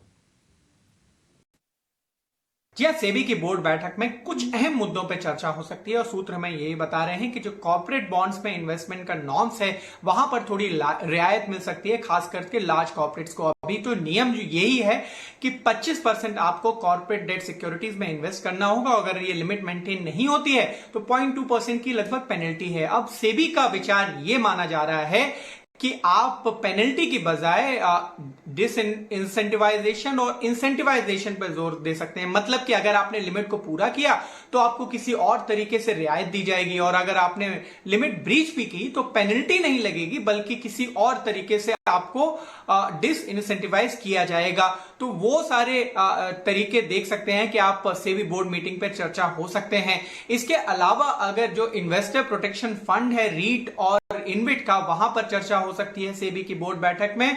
और जो ओवरसीज इन्वेस्टर्स हैं उनके इन्वेस्टमेंट नॉर्म्स पर भी कुछ यहां पर अनाउंसमेंट हो सकते हैं सेबी की बोर्ड बैठक जो इस बार होने वाली है। इसके अलावा कुछ महत्वपूर्ण मुद्दे हैं जिनका काफी दिनों से इंतजार है, लेकिन हमें सूत्र यही बता रहे हैं कि उन मुद्दों पर भी इस बैठक में कोई फैसला आने की उम्मीद बहुत कम है। इनमें से सबसे जरूरी है TER का इशू, जो टोटल एक्सपेंस रेशियो है म्यूचुअल फंड्स का। वहां पर इस बोर्ड बैठक में कोई भी फैसला आने की उम्मीद बहुत कम है, क्योंकि सेबी का एक डिस्कशन पेपर आने वाला था रिवाइज्ड वाला, जो कि सेबी चेयरपर्सन ने खुद अनाउंस किया था, वो अभी तक आया नहीं है। तो चांसेस बहुत कम है कि बोर्ड इस पर चर्चा करेगा। इसके अलावा डीलिस्टिंग नॉर्म्स पर भी काफी चर्चा हुई थी कि जो कंसल्टेशन पेपर आया है उसमें फिक्स्ड प्राइस पर मोहर लग सकती है। तो सूत्र में ये बता रहे हैं कि इस बार की बोर्ड बैठक में ऐसा होना की संभावना काफी कम है।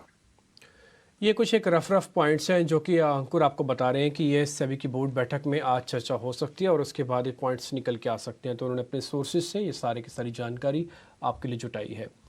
आगे बढ़ते हैं। जब आज विमाक्षी ब्रोकिंग हाउसेस की रिपोर्ट्स बता रही थी, काफ़ी सारी रिपोर्ट्स, जिसमें सबसे पहला नंबर था स्टार का, स्टार हेल्थ का। वो ये कह रहे हैं कि एक वाद विवाद चल रहा है इंश्योरेंस कंपनीज और हॉस्पिटल्स को लेकर, जो कि उल्टे सीधे बिलिंग को लेकर है। शायद पूरी तरह से सेटल हो जाएगा और उसके बाद कुछ और फ़ायदा इन कंपनीज को वापस से मिलेगा। 700 रुपये का टारगेट है, अभी 6 चल रहा है 625 पे। एक बार किरण, आपकी रिकमेंडेशन इस पे, स्टार हेल्थ पे आपका टेक क्या है? सो स्टार हेल्थ की अगर हम बात करें तो वीकली चार्ट के ऊपर एक फॉलिंग ट्रेंड लाइन ब्रेकआउट हमें देखने को मिल रहा है, लेकिन कहीं ना कहीं स्टॉक में नीचे 620 का सपोर्ट है, तो वैसे ही ऊपर में 650 660 का एक रेजिस्टेंस भी है। तो ये 40-50 रुपए की रेंज के अंदर स्टॉक कंसोलिडेट हो रहा है। न्यूट्रल इसका जो है वो ट्रेंड है मेरे हिसाब से। कोई भी डिप आता है तो डिप में बाइंग अपॉर्चुनिटी डेफिनेटली ढूंढनी चाहिए। 620 610 के आसपास आप बाई कर सकते हो। 600 के नीचे का आप स्टॉप लॉस मेंटेन कीजिए। ऊपर में 650 का पहला टारगेट रहेगा। जैसे ही 650 क्रॉस करता है उसके बाद डेफिनेटली हम 700 तक की एक रेंज ओपन होती है देखेंगे। तो एक रेंज के अंदर स्टॉक है, लोअर बैंड के ऊपर, यानी कि 620 610 के आसपास बाई कर सकते हैं 600 के स्टॉप लॉस के साथ। सीमेंट कंपनी पे बर्सिस्टेंट की एक रिपोर्ट आई है, वो ज़्यादातर सीमेंट कंपनीज पे डाउनग्रेड कर रहे हैं। मैं आपके सामने कुछ नाम दिखा देता हूँ, वो रिपोर्ट में लिखा भी होगा। अल्ट्राटेक सीमेंट है, अंबुजा है और साथ ही साथ श्री सीमेंट है। इन सब के उन्होंने टारगेट प्राइस भी कट किए हैं और इनको डाउनग्रेड भी किया है। तो आप लेवल्स देख पाएंगे, जैसे 8500 से 82 कर दिया, कुछ इस तरह से। और श्री सीमेंट जैसे पहले 23,000 था तो उसको घटाकर अब 22,000 कर दिया। मयूरेश, आपकी रिकमेंडेशन, सीमेंट में जो एक राउंड की तेज़ी होनी थी वो हो गई क्या, जिसमें ये बेनिफिट उठा रहे थे अच्छी डिमांड का, जिसमें इन्होंने कुछ दाम बढ़ा दिए लास्ट लेग में, और जो गवर्नमेंट का पुश आ रहा था कैपिटल को लेकर, वो सब हो गया पूरा? तो डिस्काउंट हो गया ना, तो सबको पता है। अब ऐसी कोई बात तो नहीं रही। नहीं डिम्पी जी, होता क्या है ना कि सीमेंट एक स्ट्रक्चरल स्टोरी होती है। तो जो अगर स्ट्रक्चरल स्टोरी को आपको प्ले करना है तो 1-2 तिमाहियों को आपको थोड़ा नजरअंदाज करना पड़ेगा। सेकंड हाफ, यानी अभी जो तीसरी और चौथी तिमाही आएगी अर्निंग्स के हिसाब से, ये लाजवाब होनी चाहिए सीमेंट कंपनीज के लिए, क्योंकि जितनी इंफ्रा स्पेंडिंग आएगी और एक फास्ट ट्रैक बेसिस पे निकल जाती है, क्योंकि काफी प्रोजेक्ट्स को कंप्लीट करना होता है जनरल इलेक्शंस के पहले, स्टेट इलेक्शंस के पहले भी।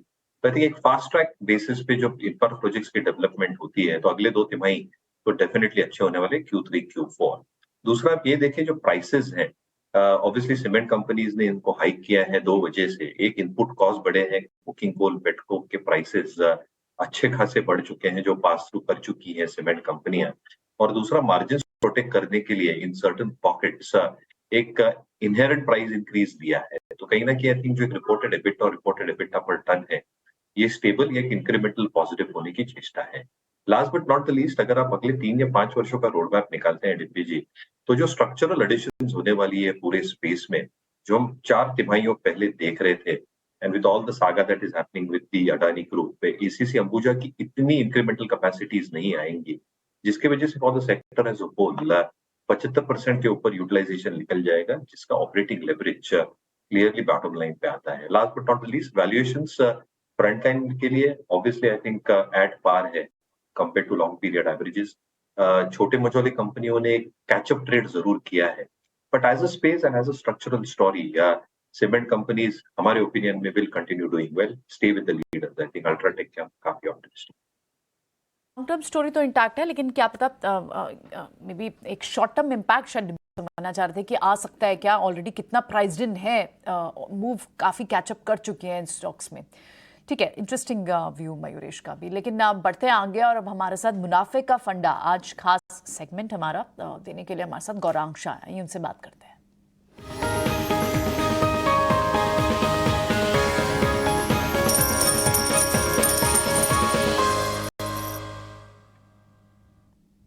सुप्रभात गौरांग, बताएं आज कौन से हैं 2 शेयर जो रडार पर रखें?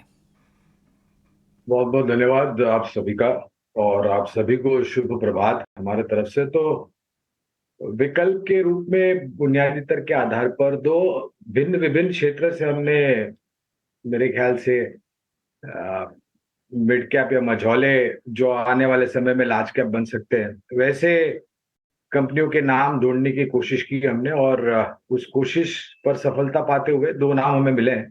पहली है पेंट सेक्टर से जुड़ी हुई अपनी कांसाई नैरोलैक। पहली तिमाही के नतीजे और पिछले वित्तीय वर्ष के नतीजे और मैनेजमेंट की टिप्पणियों को सुनने के बाद खरीदारी की राय थी, लेकिन लक्ष्य हमने ऊपर की तरफ बढ़ाया है। लोग सोचते होंगे कि कच्चे तेल के दाम बढ़ रहे तो पेंट सेक्टर को थोड़ी बहुत हर्जाना भरना पड़ेगा, लेकिन हमारी विचारधारा विपरीत है। और जो मैनेजमेंट ने टिप्पणियां करी थी हाल ही में बढ़ते हुए कच्चे तेल के दाम, क्योंकि तेल बहुत बड़ा लागत खर्च होता है पेंट कंपनियों के लिए, फिर वो कंसाई नैरोलैक हो या फिर बर्जर पेंट्स हो या फिर एशियन पेंट्स हो या फिर इंडिगो पेंट्स जैसी कंपनियां। तो ज्यादातर तो इनका जो तेल को लेकर के समस्या है वो लंबी अवधि के कॉन्ट्रैक्ट्स होते हैं, तो ज्यादा यहाँ पर परेशानी हमें नहीं लगती कि आएगी कच्चे तेल के जो बढ़ते हुए दाम है उसको लेकर के। और industrial paint, decorative paint, automotive paint, household paints जो है वहां पर ये मेरे ख्याल से तीसरे या चौथे पायदान पर आती है जहां तक उत्पादन क्षमता और मार्केट शेयर का सवाल है। और जिस प्रकार से ये निर्माण कार्य हो रहा है, खास करके रियल एस्टेट में सुधार हो रहा है, उसका एक सकारात्मक सा असर पेंट सेक्टर कंपनियों पर आएगा, ऐसा हमारा अंदाजा है। 390 तक के लक्ष्यांक है कंसाई नैरोलैक पर लंबी अवधि के लिए। दूसरी कंपनी निजी क्षेत्र की बैंक है, ये ज्यादातर नतीजों को लेकर के चर्चा में रहती है। मैं बात कर रहा हूं बंधन बैंक, मेरे ख्याल से 340 के आसपास मौजूदा स्तर होगा। जो क्षेत्र में काम करती है, बैंकिंग वित्तीय क्षेत्र में जो क्षेत्र में काम करती है, और ज्यादातर ये मेरे ख्याल से पिछड़े इलाकों में कामकाज करती है। इनके लोन की जो टिकट साइज होती है वो मेरे ख्याल से बहुत नीचे की तरफ होती है, जिससे रीपेमेंट ऑफ प्रिंसिपल और प्रिंसिपल एंड इंटरेस्ट की जो रन रेट होती है वो काफी ऊपर जाती है।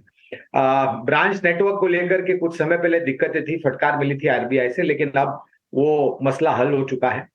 लंबी अवधि के लिए हमें लग रहा है कि लोन बुक तो बढ़ेगी, लेकिन उसके साथ साथ नेट इंटरेस्ट इनकम और मार्जिन भी बढ़ेंगे। और लक्ष्य के रूप में फिलहाल तो 270 का लक्ष्य लेकर के चल रहे हैं, लेकिन दूसरी तिमाही के नतीजे बहुत जल्द हम देखना शुरू कर देंगे प्रियंका। तो अगर नतीजे बेहतर आए तो दोनों कंपनियों के लक्ष्य हम ऊपर की तरफ लेके जाएंगे। ठीक है, बहुत बहुत शुक्रिया गौरांग, दोनों स्टॉक समझाने के लिए, उनके पीछे के रैशनल इतनी तफ्तीश से समझाने के लिए हमें व्यूअर्स को बहुत बहुत शुक्रिया आपका। चलिए बढ़ेंगे आगे। तो ये तो हुए 2 पोर्टफोलियो स्टॉक्स, लेकिन आज की ट्रेडिंग स्ट्रैटेजी में और कौन से स्टॉक्स ऐड करें? सोनी के साथ कुछ स्टॉक्स डिस्कस करते हैं। डीसीपी बैंक, इसमें HDFC AMC अपना स्टेक अब बढ़ा सकता है। ट्रेड क्या बनता है आज सोनी, क्योंकि लास्ट जब टाटा AMC को जब मिली थी अप्रूवल स्टेक बढ़ाने की, तो डीसीपी बैंक में अच्छी खासी मूव आई थी। आज क्या है, इसमें एक्सपर्ट आ सकता है? जी Priyanka ji, definitely DCP bank charts में काफी स्ट्रॉन्ग लग रहे हैं। वॉल्यूम्स भी कल काफी अच्छे हुए हैं। लास्ट 2 डेज से हम अगर देखेंगे तो एक ग्रीन कैंडल बना रहा है, अप ट्रेंड दिखा रहा है। सो डीसीपी बैंक आप बाय कर सकते हैं। 125 एक उसका साइकोलॉजिकल छोटा इंट्राडे रेजिस्टेंस हो सकता है, बट वो उसको क्रॉस करने की पूरी तैयारी कर चुका है और उसके ऊपर क्रॉस करते मेरे ख्याल से 132 का टारगेट आज के लिए बनता है। और नीचे के साइड में अगर हम देखेंगे तो 121 का आप स्टॉप लॉस लगा सकते हैं। तो ये डेफिनेटली बाय बनता है from current levels. All right, तो इस स्टॉक को ध्यान रखें, डीसीबी बैंक, यहाँ से बाय रिकमेंडेशन। कल वीक मार्केट में भी आप देखें तो 1.5% की तेजी थी, बैंक्स जबकि रडार पर थे। लेकिन प्राइवेट बैंक्स में हम देख रहे थे कि एक्सिस बैंक हो, इंडसइंड बैंक हो, वहाँ पर इतने हैमर्ड नहीं थे स्टॉक्स। बड़ी जो गिरावट थी वो ऑफकोर्स HDFC बैंक से आ रही थी। लेकिन एट द सेम टाइम कुछ दूसरे और जो स्टॉक्स हैं जिन पर खबरें भी हैं और इनफैक्ट ब्रोकरेज हाउस की रिपोर्ट्स भी हैं, उसमें से एक स्टॉक ले लेते हैं SJVN, क्योंकि SJVN कल भी 8% चला था। और यहाँ पर अब खबर आ रही है कि गवर्नमेंट OFS के जरिए, जो कि 16% डिस्काउंट पे होगा, अपनी लगभग 4.9% हिस्सेदारी बेच सकती है। SJVN वो काउंटर है जिसमें अच्छी खासी मूव पिछले 3 महीने ऑलमोस्ट ट्रिपल हो चुका है स्टॉक, और इसकी चाल अभी भी थमती हुई नजर नहीं आ रही है। आयुष से एक बार ये स्टॉक डिस्कस करते हैं कि SJVN में फ्रेश एंट्री पॉइंट ढूंढना कहाँ चाहिए। अगर हम एसजेवीएन की बात करें तो इसके सारे टाइम फ्रेम पे वीकली और मंथली हायर और हायर बॉटम को फॉर्मेशन और वॉल्यूम के साथ स्टॉक में ब्रेकआउट हो रहा है। तो डेफिनेटली एसजेवीएन पॉजिटिव है और न्यूज इंपैक्ट के कारण स्टॉक में और भी हमें लगता है मूवमेंट आ सकता है। जैसे स्टॉक 8350 के ऊपर निकल के ही ट्रेड करना शुरू करता है, इसके अंदर नया मोमेंटम आएगा जो अप टू 94-95 लेवल्स तक इसको लेके जा सकते हैं। नीचे में स्टॉक का जो सपोर्ट जोन है वो है अपवर्ड स्लोपिंग ट्रेंड लाइन का, वो है 75 रुपीज के आसपास का। अगर ये 75 के आसपास मिलता है तो हमें इसको और ऐड करना चाहिए। चलिए कुछ और स्टॉक्स के बारे में बात कर लेते हैं। स्टार हेल्थ को थोड़ा प्रेशर मिल रहा है। एक तरफ तो खैर उसका रिजल्ट्स का मोमेंटम बहुत स्ट्रांग है और नीचे से चला भी है स्टॉक स्टार हेल्थ, लेकिन अगर फंडामेंटल्स की बात करें स्टार हेल्थ की तो हॉस्पिटल वर्सेस इंश्योरर्स की फाइट हो रही है क्लेम्स को लेके, और उसके चलते थोड़ा सा प्रेशर इसको देखने को मिला है। स्टार हेल्थ तो ये जो मैटर है ऑफ इंश्योरर वर्सेस हॉस्पिटल्स में, क्या ये अगर दबाव में मिलता है स्टॉक, मयूरेश आप स्टार हेल्थ तो खरीदेंगे इस भाव से? नहीं, अच्छी स्टोरी है अजय जी, और मुझे लगता है I think over a longer period of time वापस जो स्ट्रक्चरल एलिमेंट्स हैं जो टेलविंड्स बन सकते हैं पूरे स्पेस के लिए, ये लॉन्गर ड्रॉन है। और स्ट्रक्चरल टेलविंड्स ऑप्टिमिस्टिक एंगल यही बता रहे हैं कि नंबर्स अच्छे ही होते जाएंगे as you step into the next few years. तो हमें लगता है आई थिंक जो एक पोटेंशियल एड्रेसेबल साइज है स्टार हेल्थ के जैसे नंबर्स आ रहे हैं एनुअलाइज बेसिस के ऊपर, एक अच्छी कॉम्पेलिंग स्टोरी बनती है over the next few years as well. Optimistic रहेंगे इस प्लेस में। और स्टार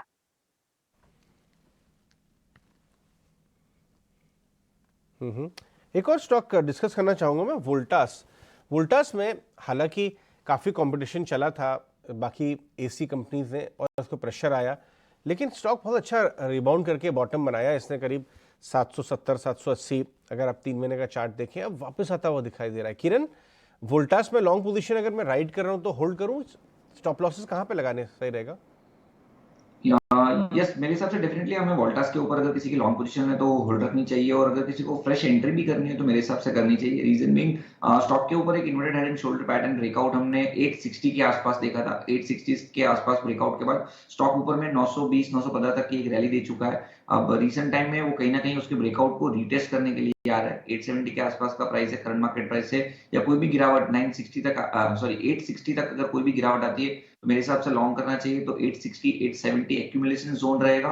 ओवरऑल जो स्टॉप लॉस हमें मेंटेन करना है वो 830 का स्टॉप लॉस मेंटेन करना है। और जिस तरह के चार्ट पैटर्न है वैसे अगर आप 3 एक महीना दे सकते हो, और जैसे भी विंटर सीजन आ रहा है तो चांसेस है कि ये इलेक्ट्रॉनिक कंज्यूमर में एक अच्छा बुल रन हम देखने को मिल सकता है। सबसे टेक्नो फंडा के हिसाब से अगर आप 2-3 महीने स्टॉक को दे सकते हो तो डेफिनेटली आप ऊपर में 950 प्लस की रैली वोल्टास के अंदर देख सकते हैं। तो 950 के टारगेट के लिए 870 860 आपका एक्यूमुलेशन जोन रहेगा और 830 एज अ स्टॉप लॉस।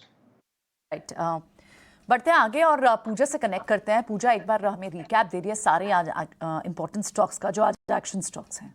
पूजा बताएं।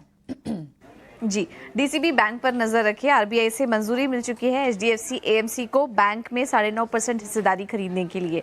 इसके अलावा आज फार्मा स्टॉक्स भी फोकस में रहेंगे। सिप्ला यहाँ पर हिस्सा बिक्री की खबर को लेकर तो फोकस में है ही, लेकिन इसके अलावा कंपनी की यूएस प्लांट की यूएस एफडीए जांच हुई थी जिसमें कि 5 गड़बड़ियां पाई गई हैं, तो इसका असर देखने को मिल सकता है। इसके अलावा जाइडस लाइफ साइंसेज पर भी नजर रखिए। कंपनी की एक दवा को यूएस एफडीए की तरफ से अंतिम मंजूरी मिल चुकी है जिसका कि इलाज स्किन ट्रीटमेंट में होता है।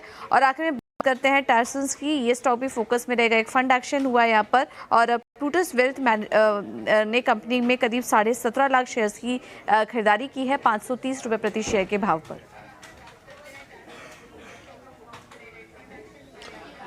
ओके, ठीक है। ये कुछ एक खबरें थी जो कि आज एक्शन में रहने वाली हैं, इसलिए हमने इसको एक्शन स्टॉक्स की कैटेगरी में डाला है। आगे बढ़ते हैं। खुशबूरा हमारे साथ जुड़ गए हैं। कल उन्होंने एक ट्रेड दिया था अपार इंडस्ट्रीज। कल इन स्पाइट ऑफ दिस कि मार्केट टूट रहा था लेकिन शेयर 5% ऊपर जाके बंद हुआ। खुश, आज आपके ट्रेड कौन से हैं?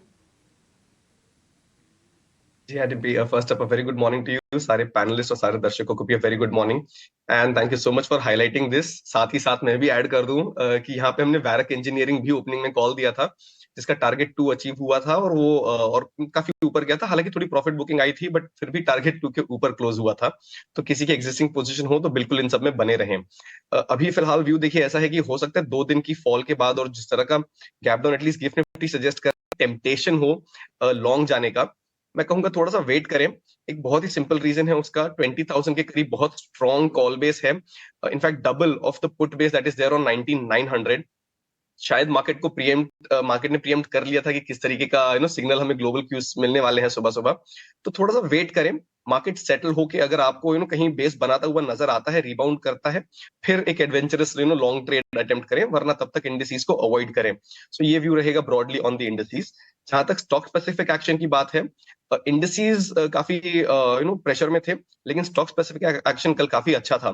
तो उस हिसाब से ही मेरे दो जो पिक्स हैं, पहला है इंडियाबुल रियल एस्टेट।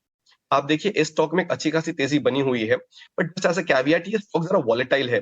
तो जो ट्रेडर्स इतनी वॉलेटिलिटी हैंडल कर सकें, वो इस स्टॉक में बिल्कुल एक पोजीशन बना सकते हैं। हमारे टारगेट्स यहाँ पे 85 और 90 के हैं, 74 ये आपका स्टॉप लॉस रहेगा। जो दूसरा पिक है दैट इज नवीन फ्लोरिन। इस स्पेस में हमने एक अच्छा खासा अपमूव ऑलरेडी आते हुए देखा है। नवीन फ्लोरिन में भी हम अच्छा सा कंसोलिडेशन देख रहे हैं। सो यहाँ पे अगर आप एक फ्रेश पोजीशन लें तो 45, 55 के और 4600 के टारगेट्स के लिए बाय करें। 4475 ये आपका स्टॉप लॉस रहेगा। ओके ठीक है, ये आपके शेयर हो गए आज के नवीन फ्लोरिन, इस पे हम ज़रूर ध्यान रखेंगे। ये शेयर इंटरेस्टिंग भी है, यहाँ पे कुछ केमिकल्स वाली कंपनीज पे वापस नोटिस होगा। आगे बढ़े अब, क्योंकि मार्केट अभी जस्ट खुलने को ही है, तो ठीक उससे पहले एक बार ज़रा कुछ एक और शेयर्स पता कर लेते हैं जहाँ पर मार्केट के अंदर थोड़ा मोमेंटम आज वापस से बन सकता है। HDFC बैंक जो कल्प्रिट था, क्या सोनी आज कोई नियर बाय सपोर्ट है कि एक बार इसको और भी जाने दे नीचे, क्योंकि जो ओपन कर रहा है ना ये शुरुआती गैप नहीं दे रहा है। जी डिम्पी जी, अगर HDFC बैंक में हम देखेंगे तो 1550 उसका वही सपोर्ट है, बट इस बार सपोर्ट होल्ड करके बाउंस बैक करेगा या नहीं, वो थोड़ा वेट एंड वॉच की मैं सलाह दूंगी यहाँ पे। सो इमीडिएटली जंप ना कीजिए, ना ही बाय के तरफ ना ही सेल के तरफ, आप इसको वेट एंड वॉच कीजिए। 1550 का बहुत ही क्रूशियल सपोर्ट लेवल है। अगर वो ब्रेक करते हैं तो आपको डेफिनेटली इसमें और थोड़ा डाउनसाइड देखने को भी मिल सकता है अराउंड 1530। सो मेरे ख्याल से वो ही बेहतर रहेगा। आप उसी डिप में अगर मिलता है तो आप उसमें से ही आप बाय कीजिए। ऊपर की तरफ रेजिस्टेंस काफी फॉर्म हो गए हैं, 1580, 1600 दोबारा रेजिस्टेंस बन गया है। सो ऊपर एकदम ही तेजी के खींचने के चांसेस थोड़ा कम है, तो ये थोड़ा कंसोलिडेट हो सकता है एट बेस्ट, बट डेफिनेटली इस लेवल से आप बाय मत कीजिए, वेट एंड वॉच की सलाह देंगे। थोड़ा वेट एंड वॉच कीजिए। लेकिन कुछ स्टॉक्स बात करते हैं जहां पर अच्छे डिलीवरी वॉल्यूम्स थे कल। 2-3 स्टॉक तो डिस्कस हो चुके हैं। वेरक में ऑफकोर्स कुछ ने दिया था और वहां पे भी अच्छे वॉल्यूम्स थे। ब्लू स्टार में QIP खुला, वहां पर अच्छे वॉल्यूम्स थे। और इनफैक्ट 2 और स्टॉक्स हैं जिन्हें आगे डिस्कस करते हैं, वो है बालाकृष्णा और टाटा इन्वेस्टमेंट। यहाँ पर भी अच्छे डिलीवरी वॉल्यूम्स थे। आज फर्दर करना क्या चाहिए, लेकिन उससे पहले शरद से जुड़ते हैं और आज का एक स्टॉक समझ लेते हैं जिसमें एक खबर भी है। शरद बताएं पहले।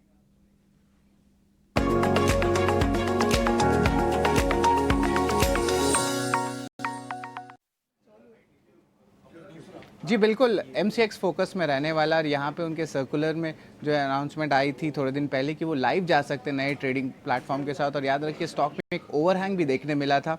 और इम्पॉर्टेंट बात यह है कि ऑलरेडी मॉक सेशन स्टार्ट हो गए थे सितंबर 1 से, लेकिन जो हमारे चैनल चेक सजेस्ट कर रहे हैं, यहाँ पे कह रहे हैं कि जो आखिरी ट्रेडिंग सेशन हुआ था मॉक ट्रेडिंग का, वहाँ पे कुछ बग्स देखे थे, लेकिन अब जो है वो इशू रिजॉल्व हो गई है। इम्पॉर्टेंटली एक और मॉक ट्रेडिंग सेशन जो है आज होने वाला है, ये सर्कुलर में भी दिया है। और अगर ये सॉफ्टवेयर लॉन्च नहीं होता अक्टूबर में स्टार्टिंग के मंथ में, तब जो है ये डिले होकर दिसंबर में जा सकता है, क्योंकि ओवरऑल जो हमारे चैनल चेक सजेस्ट कर रहे हैं कि बड़ी एक्सपायरी गोल्ड और सिल्वर कॉन्ट्रैक्ट्स की देखने मिल सकती है फर्स्ट वीक ऑफ दिसंबर में। तो उसके कारण जो इम्प्लीमेंटेशन अगर डिले होता है तो एटलीस्ट 2 महीने डिले भी हो सकता है। हमारी जो क्वेरीज थी ईटीना स्वदेश की, हमने मेल की थी कंपनी को, लेकिन वहाँ से कोई रिप्लाई नहीं आया है। लेकिन याद रखिए जो स्टॉक में ओवरहैंग की मैं बात कर रहा हूँ, वहाँ पे जो डिले हो रही है इम्प्लीमेंटेशन की, उसके कारण 125 करोड़ रुपए हर क्वार्टर जो है कंपनी को जो है भुगतान करना पड़ रहा है। तो ये जो है ओवरऑल MCX का खबर है। इस स्टॉक को ज़रूर रडार में रखिएगा। आज खत्म हो गया है तो इस स्टॉक में मूवमेंट भी शुरू होनी चाहिए। शुक्रिया शरद ये जानकारी देने के लिए, बहुत बहुत शुक्रिया आपका। तो नया ट्रेडिंग प्लेटफॉर्म जल्द आएगा सितंबर एंड तक ही, और जितने भी बग्स थे वो अपेरेंटली बात की जा रही है कि शायद वो सॉल्व आउट हो गए हैं। ठीक है, बढ़ते हैं आगे और अब वमाक्षी से भी जुड़ते हैं। उनके पास एक खास रिपोर्ट है आज के बिग बोल्ड ब्रोकरेज। वमाक्षी बताएं।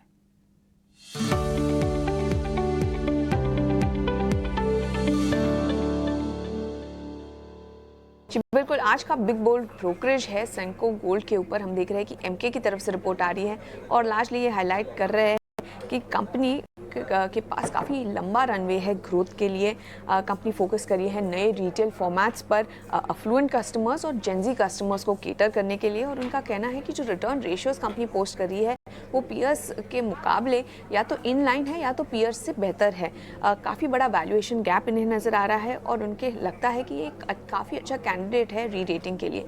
तो ऑल इन ऑल इन सारे फैक्टर्स को ध्यान में रखते हुए एमके ने सेंको गोल्ड पर इनिशिएट की है कवरेज, खरीदारी की राय दी है, टारगेट प्राइस दिया है 630 रुपए प्रति शेयर का।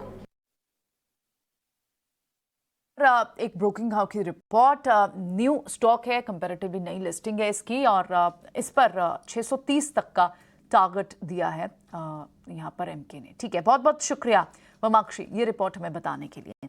चलिए बढ़ते हैं आगे और कुछ डिलीवरी बेस्ड जहाँ पर अच्छे वॉल्यूम्स देखने को मिले हैं, क्या वहाँ पर आज फर्दर बाइंग के मौके ढूंढने चाहिए? बालाकृष्ण इंडस्ट्रीज एक स्टॉक है, कुछ से डिस्कस करते हैं। कुछ इस स्टॉक में क्या करना चाहिए आज, क्या बाय की रिकमेंडेशन होगी?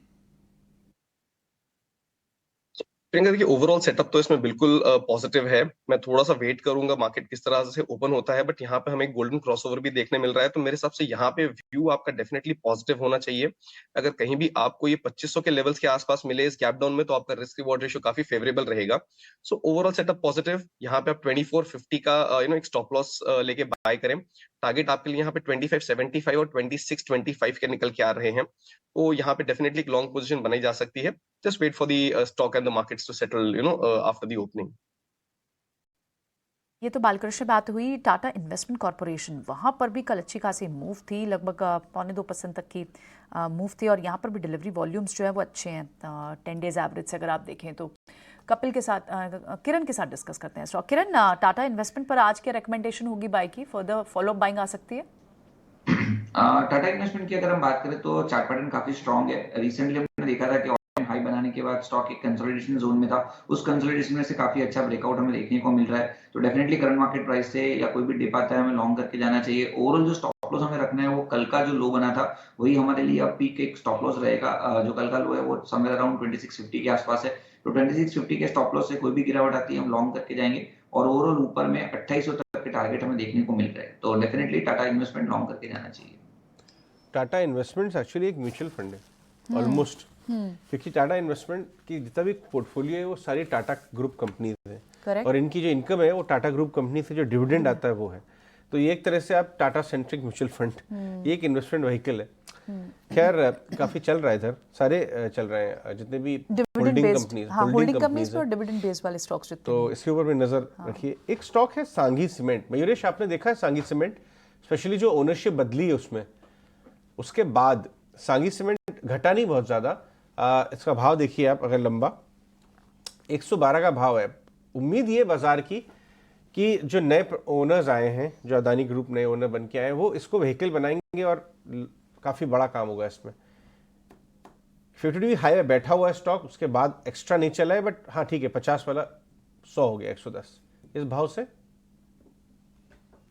अच्छा खासा प्राइस इन हो चुका है अजय जी, तो मुझे लगता है कि जितनी भी पॉजिटिव्स थे ये अच्छी खासी प्राइस हो चुकी है और कैपेसिटीज को ध्यान में रखते हुए इंक्लूडिंग इंक्रीमेंटल जो ऐड हो सकती है गोइंग फॉरवर्ड, कहीं ना कहीं आई थिंक वैल्यूएशन के हिसाब से भी आई थिंक पूरी तरह से प्राइस है। तो फ्रेश इन्वेस्टमेंट्स के लिए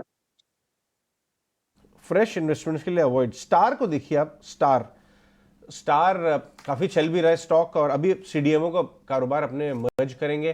किरण, जरा स्टार के स्ट्राइड जिसका नाम है, उसके चार्ट्स देख के बताएं क्या इसमें ट्रेड है?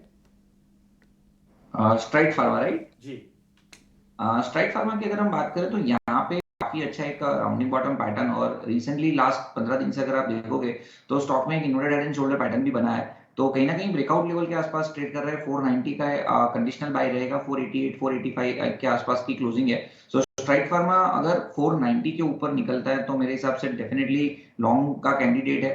490 के ऊपर जैसे ही ये स्टॉक सस्टेन होगा, there are very good chances कि हम 530 तक के हाइस देख सकते हैं स्ट्राइड फार्मा के अंदर। और नीचे में जो स्टॉप लॉस हमें मेंटेन करना है, जैसे ही 490 क्रॉस करें नीचे में आप 470 के स्टॉप लॉस से डेफिनेटली बाय कर सकते हैं 530 के स्टॉप लॉस के टारगेट के लिए। करीब 1 मिनट के बाद मार्केट्स खुल जाएगा। निफ्टी ने जो लेवल फ्रीज करके आज ओपन करेगा वो सिर्फ 60 पॉइंट ही है। अच्छी बात यह है कि 19,800 को इसने गैप के साथ ब्रेक नहीं किया तो पूरा मौका है। अभी भी ये 40 पॉइंट और नीचे भी बाजार चला जाएगा ना तब भी कोई दिक्कत नहीं है। 19,800 की इंपॉर्टेंस आज बहुत ज़्यादा है। इसके ऊपर अगर आधा पौना 1 घंटा भी रह गया तो आप यकीन मानिएगा कि आज का कम से कम इस पूरे वीक का अभी वापस ये लेवल नहीं देखेगा। फिर ये आते हैं सेंसेक्स पे, यहाँ पे तो ठीक है जो ट्रेड है क्योंकि ये तो नॉन ट्रेडेबल ज़्यादा होता है। आते हैं उसमें बैंक निफ्टी पे। बैंक निफ्टी अगर आप चेक करेंगे ना तो यहाँ पर भी आपको जो लेवल्स है फ्रीज के वो दिख रहे हैं 45,180 के, यानी कि इसके पास भी 180 पॉइंट अभी और हैं। ये अगर नीचे भी चला जाएगा तो अपने सपोर्ट को बचा सकता है। तो ये 45,000 इसका और 19,800 उसका, तो इन दोनों के लेवल्स पे आपको ध्यान रखना है। 7 सेकंड बाद मार्केट खुलेगा। आज बड़े शेयर्स में यूपीएल, जेएसडब्ल्यू स्टील, अदानी थोड़े गैप के साथ खोलेंगे आधे %, लेकिन ज़्यादा कोई बड़ा गैप नहीं मिल रहा आज हमको। एडवांस डिक्लाइन चेक करते हैं। 650 शेयरों के एडवांस डिक्लाइन है। कांटे की टक्कर है शुरुआत में। अगर थोड़ा लीड ले लेता ना 1000 पॉइंट का तो फिर ज़्यादा इंटरेस्टिंग होता, लेकिन ठीक है कोई बात नहीं। 10 मिनट में पता लग जाएगा कि हम झुकाव किस तरफ हो रहा है। कोशिश कर रहा है मार्केट 19,800 को किसी तरह से बचाने की। 75 पॉइंट का नुकसान अभी आप स्क्रीन पर देख पा रहे होंगे। निफ्टी बैंक भी 225 अंकों का नुकसान है। इसके पास भी 45,000 अहम सपोर्ट एरिया है। तो 45,000, 19,800 दोनों आज आप क्लियरली वॉच कीजिएगा और कोई भी हड़बड़ाहट अभी जल्दी ना कीजिए। थोड़ा पकने दे लेवल्स को, उसके बाद उतर के आएंगे मार्केट्स में तो आपके लिए ज़्यादा ठीक हो सकता है। ऑप्शंस वाले भी जल्दी ना करें क्योंकि ऑप्शंस थोड़ा गल सकती हैं, तो इसलिए ध्यान रखा जाए। आज निफ्टी की वीकली एक्सपायरी है। बैंक निफ्टी 1 डे बिफोर होता है आजकल। आते हैं बड़े शेयर्स पे। M&M आधा % से ज़्यादा की मजबूती दिखा रहा है। यूपीएल है। अदानी पोर्ट्स आज ऊपर आ गया एकदम से आधे पौने 1% की बढ़त के साथ। डॉक्टर रेड्डीज है, हिंडाल्को, एक्सिस बैंक है। तो अगर आप देख रहे हैं तो पहले 5-7 शेयर जिनके मैंने अभी नाम लिए, इसमें से मेरे को कोई एक्सिस बैंक के अलावा कोई खास बैंक का बड़ा शेयर नहीं दिखा, लेकिन कुछ डिफेंसिव शेयर्स दिखे जैसे डॉक्टर रेड्डीज आया ऊपर। M&M थोड़ा चलने वाला शेयर है। यूपीएल पिटा हुआ शेयर था, ऊपर आ रहा है। BPCL को थोड़ा क्रूड का बेनिफिट आ गया हाथ में। तो ये कुछ एक शेयर्स हैं ऐसे।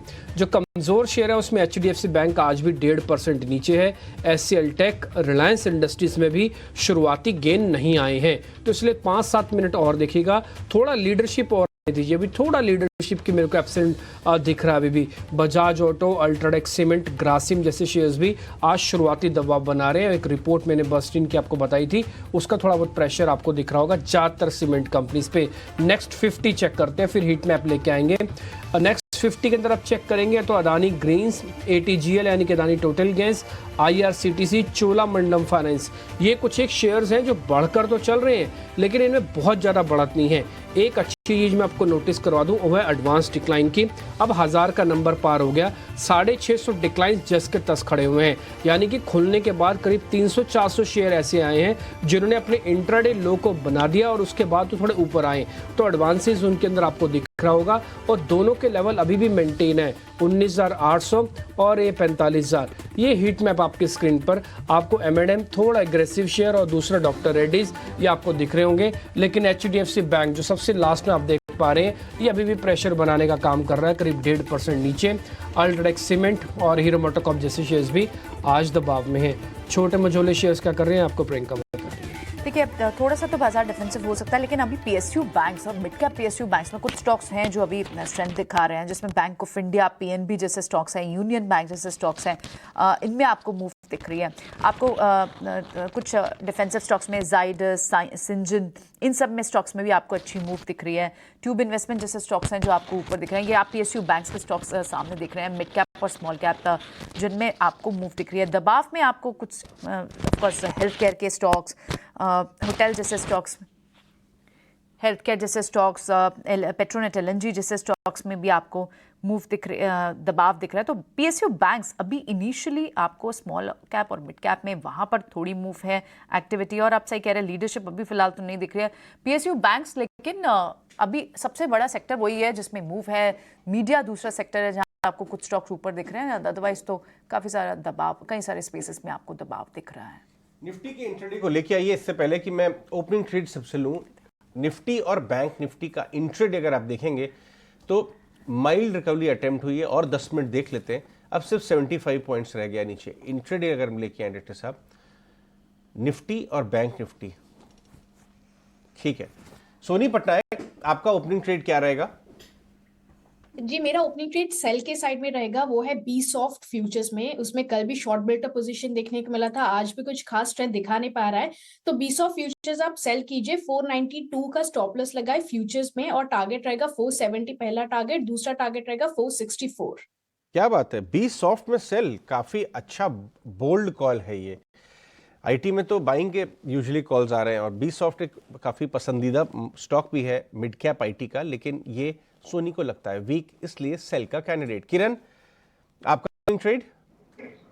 सो कॉनकोर हमें काफी अच्छा लग रहा है। कॉनकोर का अगर हम चार्ट पैटर्न देखेंगे तो कहीं ना कहीं डेली चार्ट के ऊपर राइजिंग चैनल के अंदर ट्रेड कर रहा है, लॉन्ग टर्म ब्रेकआउट्स भी है, और ऑप्शंस के डेटा के हिसाब से या तो फ्यूचर्स के डेटा के हिसाब से अगर हम देखें तो लास्ट 5 दिन में 22-23% kind of open interest cut हुआ है और प्राइसेस ऊपर जा रहे हैं। तो एक शॉर्ट कवरिंग का कैंडिडेट है, 740 के आसपास ट्रेड कर रहा है, मेरे हिसाब से लॉन्ग करके जाना चाहिए। जिस तरह के चार्ट पैटर्न है, 1-2 दिन में हम 770 तक की एक रैली एक्सपेक्ट कर सकते हैं कॉनकोर के अंदर। तो कॉनकोर हमारे लिए पिक रहेगा, और जो स्टॉप लॉस हमें मेंटेन करना है वो 730 का स्टॉप लॉस मेंटेन करना है। कॉनकोर में लॉन्ग पोजीशन बिल्टअप भी हो रही थी लास्ट 2-3 दिन से। कपिल शाह, आपका ओपनिंग ट्रेड क्या रहेगा? यहाँ पे नौकरी का रहेगा, 4480 के लेवल पे चल रहा है, और हाई टाइम फ्रेम पे ये स्टॉक 55% करेक्ट होकर ओवरसोल्ड मंथली चार्ट पे आया हुआ था, और डेली चार्ट में भी जो रिसेंटली डिक्लाइन मोमेंटम आई थी वो 17 से 18% होके ओवरसोल्ड रीजन में आ गया है और अपने लॉन्ग टर्म मूविंग एवरेज का सपोर्ट ले रहा है। फिलहाल स्टॉक एक कंसोलिडेशन पैच में और कंसोलिडेशन के लोअर पैच में है, तो यहाँ पे मुझे रिस्क और रेशियो काफी अच्छा लग रहा है। तो 4475 का लेवल चल रहा है, यहाँ पे बाय का कॉल बनता है। नीचे में 4380 का हमारा एक स्टॉप लॉस मान सकते हैं, और ऊपर में इसके अपसाइड पोटेंशियल मुझे आने वाले दिनों में कहाँ पे 4700 से लेके 4800 की देखने मिल रही है। तो Naukri.com बाय का व्यू रहेगा। वेरी इंटरेस्टिंग, काफी अलग बाय कॉल आपका इन्फो एज के ऊपर। और कुछ आपका ओपनिंग ट्रेड कैसा दिख रहा है आज? ऑन माय रेडार, बट जो एक स्टॉक मुझे यहाँ पे काफी अच्छा लग रहा है और कोई रुकने का नाम ही नहीं ले रहा, वो है KDDL। इस स्टॉक में आप देखिए काफी अच्छा एक अपमूव हमने पिछले कुछ सेशंस में देखा था। हालांकि कल अगर हम देखें तो ऊपरी लेवल से बहुत शार्प प्रॉफिट बुकिंग देखने मिली थी in line with market, but relative strength यहाँ पे बहुत क्लियरली विजिबल है। ओपनिंग पॉजिटिव हुई है, थोड़ा सा प्रॉफिट बुकिंग हमें देखने मिल रहा है, बट ओवरऑल सेटअप मुझे यहाँ पे काफी अच्छा लग रहा है। सो यहाँ पे अगर कोई फ्रेश पोजीशन लेना चाहे तो 2140 एंड 2200 के टारगेट्स के लिए यहाँ पे आप एक लॉन्ग पोजीशन बना सकते हैं। स्टॉप लॉस जो है इसको मैं 2025 के जो लेवल्स हैं इसके पास लेके चल रहा हूं। सो KDDL मुझे यहाँ पे काफी स्ट्रांग लग रहा है। कम रहता है तो जरा ध्यान दीजिएगा, ये स्टॉक थोड़ा कम वॉल्यूम वाला स्टॉक है। मयूरेश, ये देखिए आपका जियो फाइनेंशियल्स 267, 68, 270 के आसपास का जो हाई बना है अभी 230 के आसपास मिल रहा है। क्या ये वैल्यू जोन में आ गया आपके हिसाब से, या 200 के आसपास या उससे नीचे ही लेंगे आप? तो लास्ट टाइम भी यही लेवल के आजू बाजू से घूम गया था Ajay ji, around 219, 220। Obviously when you talk about the model बहुत बढ़िया है।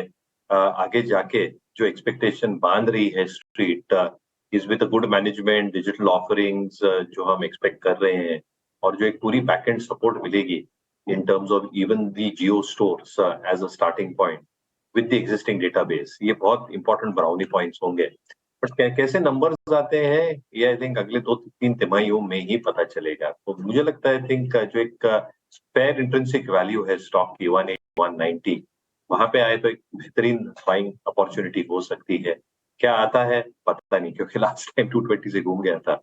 But honestly I think 180, 190 will be a good zone for Jio finance. घूम जाने से याद आया, निफ्टी घूम नहीं रहा है, लेकिन 20,225 के आसपास का जो टॉप बना उसके बाद 19,800 आपके स्क्रीन पे आ चुका है। पिछले 10 मिनट हुए भी, थोड़ा वक्त दीजिए, आप नीचे की तरफ जाने दीजिए, 100 पॉइंट नीचे। बैंक निफ्टी भी लेके आइए डाक्टर साहब, और इंट्राडे आप स्मॉल कैप मिड कैप भी लेके आइए। तो उम्मीद जो रिबाउंड की है अभी वो नहीं आई है, और आधा घंटा दीजिए। 400 पॉइंट घटा है टॉप से, शॉर्ट पाइलअप होना शुरू हो गए। अनवाइंडिंग का डेटा आपको डिम्पी ने ऑलरेडी बताया था। स्मॉल कैप मिड कैप में तो इमीडिएट ट्रेड मत करिएगा, क्योंकि वहां पे भी अनवाइंडिंग HNI की बाकी है।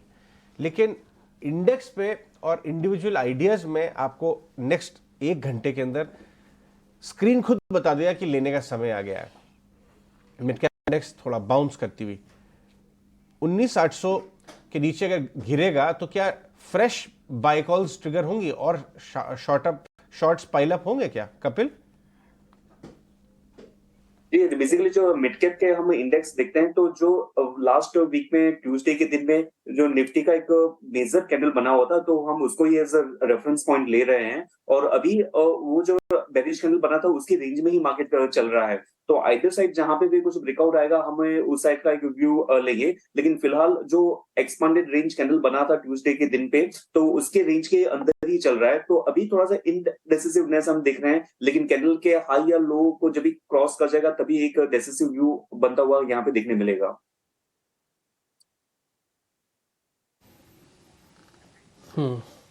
मार्केट के अंदर मैं आपको 3 शेयर बताता हूँ। इन 3 शेयर्स पे आप क्लोजली वॉच कीजिएगा। First is HDFC, second is Reliance and third is TCS। इसको भी रखिएगा लिस्ट में अपनी। इन सब में जो गिरावट है ना आज, वो बहुत ज़्यादा शार्प नहीं है, और ऐसा नहीं दिख रहा है, शुरुआत में तो कम से कम नहीं दिख रहा है कि ये बाज़ार को बहुत ज़्यादा डिस्टर्ब करने के मूड में है। आप देख पा रहे होंगे तीनों के चार्ट एक बार अगर दिखा सकें तो HDFC, रिलायंस और TCS, इन तीनों को ही दिखाना सिर्फ। इनके लग रहा है कि इंट्राडे लोज आज के बन रहे हैं। अगर ये बन जाते हैं या फिर ये हो जाता है तय, तो फिर इन तीनों का रिवर्सल आपके लिए इंडाइसिस को ठीक करेगा। कोशिश ये भी करें। दूसरा पॉइंट, एक बार निफ्टी 800 भी दिखाइए, और एक बार ना एडवांस डिक्लाइन वाला वो भी दिखाइएगा, और इंडिया विक्स भी दिखाइएगा, जहाँ पे एडवांस डिक्लाइन NSE BSE वगैरह के रहते हैं। आपको थोड़ा और आइडिया लगेगा उससे। इंडिया विक्स भी दिखाना। मैं इस वजह से आपको बता रहा हूँ क्योंकि 19,800 जो मैं सुबह से आपके सामने बात रख रहा हूँ, ये एक टर्निंग पॉइंट होगा। इसके नीचे ना ये भाव कम और भावनाएं ज़्यादा काम करने लग जाएंगी। फिर आप 200 पॉइंट के लिए और तैयारी करना कम से कम। तो 135 अभी भी शेयर डिक्लाइंस में है, इसको थोड़ा सुधार चाहिए। वैसे आप देख पा रहे हैं NSE और BSE का नंबर वो कांटे के टक्कर पे चल रहा है, लेकिन डेरिवेटिव्स में जो 3 शेयर्स की वेटेज मैंने भी आपके सामने रखी है, इसको क्लियरली वॉच करना चाहिए। इंडिया विक्स अभी आज बढ़ नहीं रहा है। मेरे लिए अच्छा पॉइंट है कि गैप डाउन होने पर भी इंडिया विक्स नहीं बढ़ रहा है, तो मेरे लिए एक और सपोर्ट का काम करेगा। खैर एनी हाउ, मैं सीधा सीधा स्टॉक्स पे आता हूँ और ये रहा चेक करता हूँ कि कहाँ पे ट्रेड आज बनता है। अच्छा, एक शेयर जो शुरुआत में थोड़ा लीडरशिप ले रहा है वो है MCX। इस पर एक सर्कुलर भी आया है और वो लाइव ट्रेडिंग है। मैंने अच्छे से पढ़ा नहीं, इसलिए मैं पूरी बात नहीं बता पाऊंगा आपको। MCX एक बार ज़रा चेक करेंगे, ये एक ब्रेकआउट भी है। 1790-1800 की रेंज कुछ पार करेगा ना, तो फिर ये अच्छा चलेगा। ये 200 पॉइंट का रास्ता खुल जाएगा इसका फिर तो।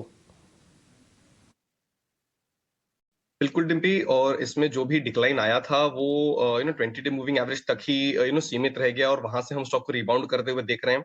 नियर टर्म क्यूज तो सारे ही पॉजिटिव हैं। मोमेंटम इंडिकेटर पे भी आप एक अपटिक देख रहे हैं। तो यहाँ पे मुझे लग रहा है कि स्टॉक जो ऊपरी लेवल्स हैं ये बिल्कुल टेस्ट कर सकता है। मैं कहूँगा नियर टर्म में अगर कोई लेना चाहे तो नियर टर्म के हिसाब से जो आपके टारगेट्स हैं ये 1840 और 1890 के जो 2 लेवल्स हैं, इनके लिए आप इसमें एक फ्रेश एंट्री ले सकते हैं। स्टॉप लॉस जो है इसका जो 20 डे मूविंग एवरेज है 1730 के पास, वहां पे लेके चलें। सो ओवरऑल सेटअप पॉजिटिव है, और डिप के बाद स्टॉक फिर से रिबाउंड कर रहा है, तो एक अच्छा एंट्री पॉइंट बन रहा है यहाँ पे। एक और शेयर है लिस्ट में जो शुरुआत में ही आ रहा है आज, जिसमें अच्छा ठीक ठाक वॉल्यूम भी बन रहा है, वो फिर से सरकारी बैंक है IOB, यूको बैंक। कल जो रेस्ट लिया था इन्होंने, ऐसा लग रहा है कि रेस्ट ही ले रहे हैं, तो बस ये उसके बाद आज फिर से चल रहे हैं। सेंट्रल बैंक भी ऊपर है। मयूरेश, ये इसी तरह से चलेंगे या थकेंगे? नहीं, अच्छे खासे चल चुके हैं डिम्पी जी। और इशू क्या है ये छोटे मझोले बैंकों का कि फ्री फ्लोट बहुत कम है। तो I think that is one thing that retail investors should be very very cautious about. अगर ये लेवल्स पे एंट्री ले रहे हो आप, anything which goes wrong little bit here and there, एक डिस्ट्रक्टिव सप्लाई अगर आ गया तो अच्छी खासी करेक्शन आ सकती है। हैविंग सेड दैट, हम काफी सिलेक्टिव है, और I think with in the larger names like bank of Baroda, state bank, हमें लगता है आई थिंक अट्रैक्टिव लग रहे हैं दिस जंक्चर। एक सिप मोड डेफिनेटली अडॉप्ट कर सकते हैं आप, definitely for stock like state bank of India. तो आई थिंक बायर्स अभी थोड़ा लार्जर पब्लिक सेक्टर बैंक्स पे जाएगा। पब्लिक सेक्टर बैंक्स पर सिप मोड होना चाहिए, और इस वक्त बाजार में बैंक्स को थोड़ा ऊपर लेकर जो आया बैंक निफ्टी को, वो पब्लिक बैंक्स ही हैं। SBI अब आप देखें लगभग आधे % की बढ़त वहाँ हो गई है। PNB लगभग 2% ऊपर आ गया है, और बंधन बैंक जैसे स्टॉक्स में भी 1% की मूव है। पिछले 15 मिनट में मूव आई है आपको मेजरली पब्लिक सेक्टर बैंक्स में ही आई है। कोई बैंक्स इस पॉइंट पर ऐड करना चाहिए अगर आज रिकवरी मोड में आते हैं, अगर PSU banks? Soni ji, PSU banks में डेफिनेटली अगर आज हम देखेंगे PNB में यू कैन सी कि थोड़ा शॉर्ट कवरिंग हो रहा है, और SBI भी शॉर्ट कवरिंग, बट स्ट्रक्चरली अगर मैं थोड़ा इन्वेस्टमेंट पॉइंट ऑफ व्यू से देखना चाहूँ तो वो बैंक ऑफ बड़ौदा ही है जो मल्टी ईयर ब्रेकआउट के ऊपर अभी भी सस्टेन कर रहा है। सो 210 का वो एक सपोर्ट है, वो उसके ऊपर लेवल सस्टेन कर रहा है, तो पोजिशनल कॉल रहेगा बैंक ऑफ बड़ौदा में। आप इसमें अक्यूमुलेट कर सकते हैं बिकॉज इसका एक लंबा टारगेट आएगा, पहला होगा 234, 234 के ऊपर उसका एक और टारगेट बढ़ जाएगा 255 to 260। So bank of Baroda काफी अट्रैक्टिव लेवल पे है यहाँ से अक्यूमुलेट करने के लिए, और नीचे का उसका सपोर्ट काफी स्ट्रॉन्ग है। आप स्टॉप लॉस लगा सकते हैं 195 का। बैंक ऑफ बड़ौदा आप बता रही हैं, एयू बैंक में भी आपको अच्छी शॉर्ट कवरिंग दिख रही है। आज सुबह डिम्पी भी स्टॉक को डिस्कस कर रहे थे। दूसरे कुछ और बैंक्स जो अभी ऊपर आए, एसबीआई, वहां पर भी आप देखें तो आधे % की बढ़त देखने को मिल रही है। कपिल से पूछते हैं एक बार, कपिल कोई बैंक आप ऐड करेंगे, बैंक या फाइनेंस काउंटर्स जहां पर अच्छा शॉर्ट कवरिंग का प्ले हो सकता है? मतलब काफी टाइम से रडार में स्टॉक है कैनरा बैंक का, तो कैनरा बैंक का स्ट्रक्चरली भी मंथली भी चार्ट हम देखते हैं तो बहुत ही अच्छा बेहतरीन ब्रेकआउट मिल रहा है। सिंस 2011 का जो फॉलिंग ट्रेंड हमें देखने मिल रहा है, तो उसका ब्रेकआउट हुआ, रिटेस्ट हुआ, और रिटेस्ट के बाद में जो रेंज बनी उसका ब्रेकआउट बना हुआ है। तो काफी सारे मल्टीपल फैक्टर्स यहाँ पे कैनरा बैंक के लिए मुझे अच्छे देखने मिल रहे हैं। तो मुझे लग रहा है कि 374 का लेवल है, तो ये स्टॉक को ऑफकोर्स आउटराइट तो बाय नहीं, लेकिन एक्यूमुलेशन जोन में तो हम रख ही सकते हैं। और शॉर्ट टर्म में ही इसके हमें टारगेट कुछ 390 के देखने मिलते हैं, और थोड़ा सा इसमें रुकते हैं और होल्ड करते हैं तो इसके अपसाइड इंप्रूवमेंट हमें कहाँ ना कहाँ पे 450 तक के लेवल भी देखने मिल सकती है। तो 390 का लेवल शॉर्ट टर्म के लिए, और पोजिशनल पर्सपेक्टिव से 450 की भी अपसाइड मोमेंटम कैनरा बैंक में बनते हुए देखने मिल रही है। कल हमने एक शेयर आपके सामने रखा था, वो था IFCI। कल बाजार भले ही टूट रहा था लेकिन वो शेयर 12% डेज हाई पे जाके बंद हुआ। अभी भी निफ्टी 80 पॉइंट नीचे है लेकिन ये शेयर 1% ऊपर आ गया, 21.5 तो हो गया। कल 18 रुपये हमने इसको नोटिस किया था। मैं इसका एक चार्ट दिखाता हूँ, मैंने क्यों इस शेयर को पकड़ा और उसके बाद क्यों मेरे को लग रहा है कि यहाँ पर आके भी थोड़ा और चल सकता है। पहला पॉइंट आप देखेंगे, ये कुछ आप अच्छे से इसको समझ पाएंगे। देखेंगे ये ना एक इसका सपोर्ट एरिया था जहाँ पर मैं अभी आपको दिखा रहा हूँ, उसके बाद ना ब्रेक डाउन हुआ और वापस से इसने 200 दिनों के एवरेज का सपोर्ट लेके एक ब्रेकआउट किया हुआ है। अभी उसी जंक्शन पे आके रुक गया है जहाँ के पहले सपोर्ट अब रेजिस्टेंस का काम करेंगे। क्या 21.5 पे रखेगा, या इसमें इतनी फोर्स है कि ये 21.5 वाला रेजिस्टेंस को भी तोड़ देगा और जाएगा सीधा 30? मेरे को आपसे ये पता करना है। मैं रख सकता हूँ, मैं महीने भी रख सकता हूँ, मेरे को कोई प्रॉब्लम नहीं है कुछ। तो डिम्पी देखिए, कोई दो राय नहीं है, ओवरऑल सेटअप पॉजिटिव है। 30 is practically 50% return, on this one, 45-50% kind of return on this one. तो थोड़ा सा एग्जैजरेटेड मूव हो जाएगा, लेकिन स्टॉक ऑलरेडी एक अच्छा खासा रनअप दिखा चुका है। डिस्पाइट दैट इसमें अभी भी कहीं थमने के भी आसार नहीं नजर आ रहे, और ओवर हीटिंग के आसार भी नहीं नजर आ रहे हैं, विच इज सजेस्टिंग कि ये दोनों ही कैंडिडेट्स, या अगर आप फ्रेश बाइंग करना चाहें या एग्जिस्टिंग पोजीशन हो, दोनों के लिए ये बिल्कुल राइप है। मुझे लग रहा है कि जिस रेजिस्टेंस की आप बात कर रहे हैं वो उसको ब्रेक करने का इसमें दमखम बिल्कुल है। तो मैं कहूंगा कि अगर आप इसमें फ्रेश पोजीशन लेना चाहें तो बिल्कुल ले सकते हैं। आपके लिए जो टारगेट है ये 24 और 26 के निकल के आ रहे हैं in the near term. Stop loss में रखूंगा करीब 19 के आसपास। यही लेवल्स जो है एग्जिस्टिंग पोजीशन हो तब भी अप्लाई होंगे। इन दैट केस 19 आपके लिए ट्रेलिंग स्टॉप लॉस होगा।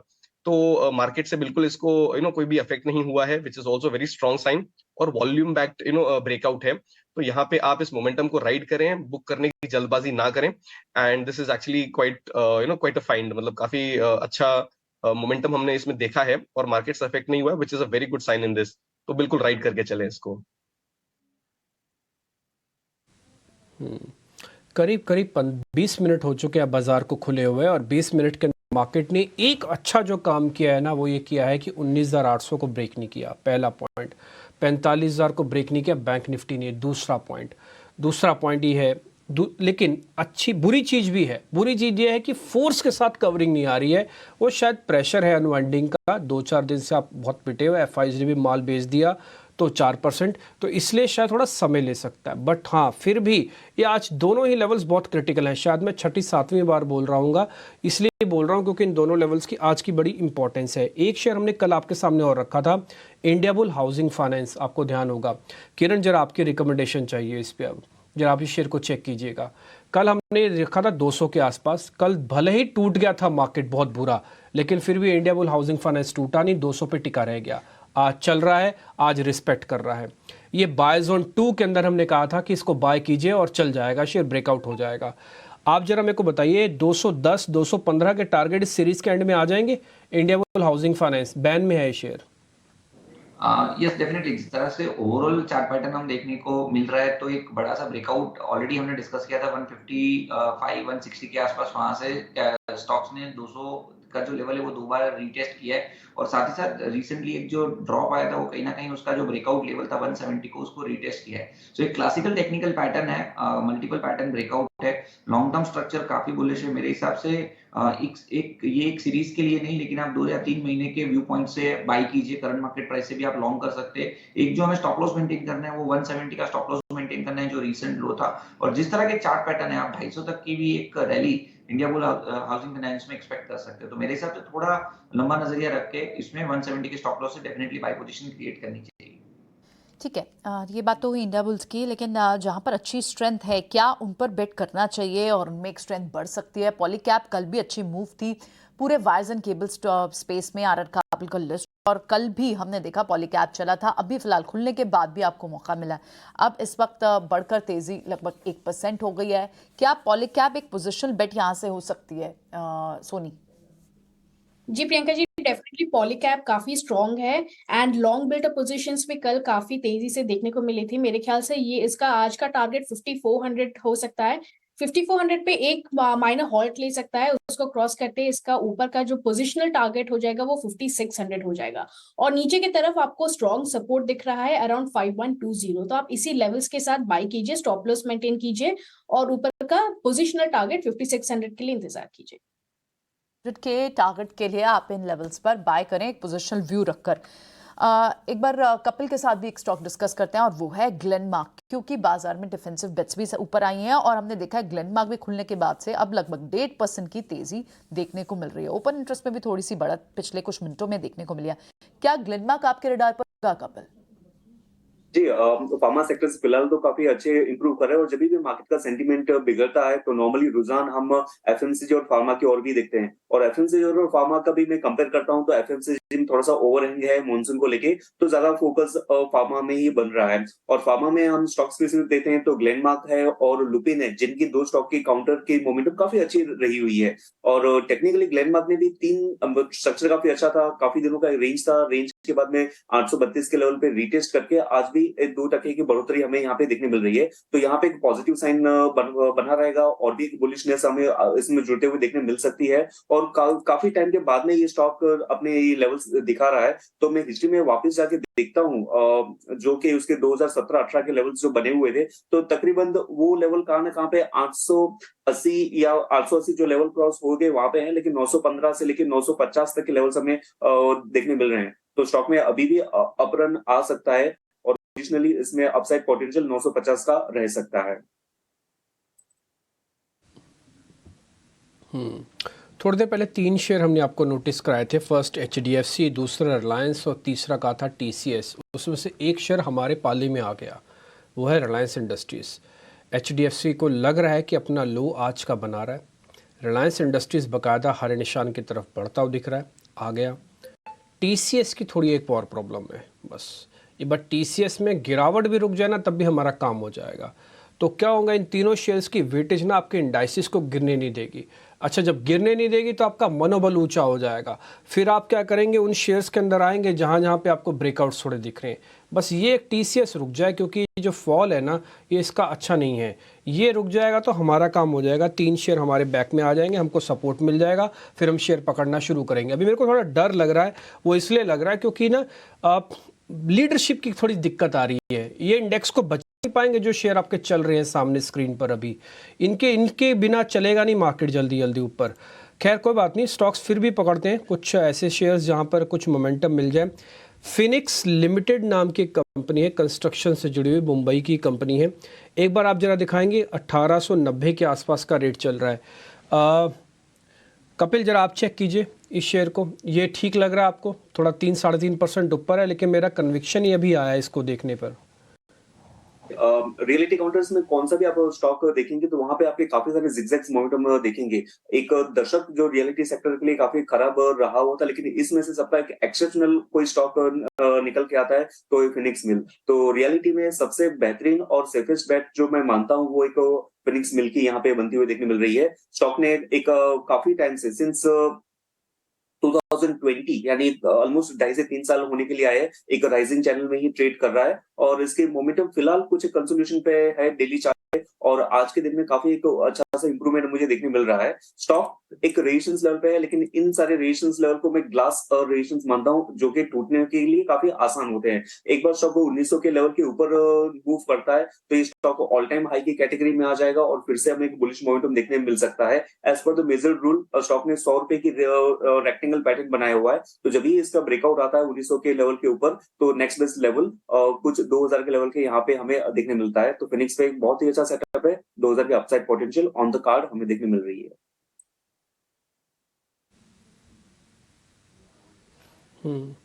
सरकारी बैंकों का खेमा तो ठीक हो रहा है, बट फिर भी थोड़े निजी बैंकों का खेमा भी उतना ठीक नहीं है।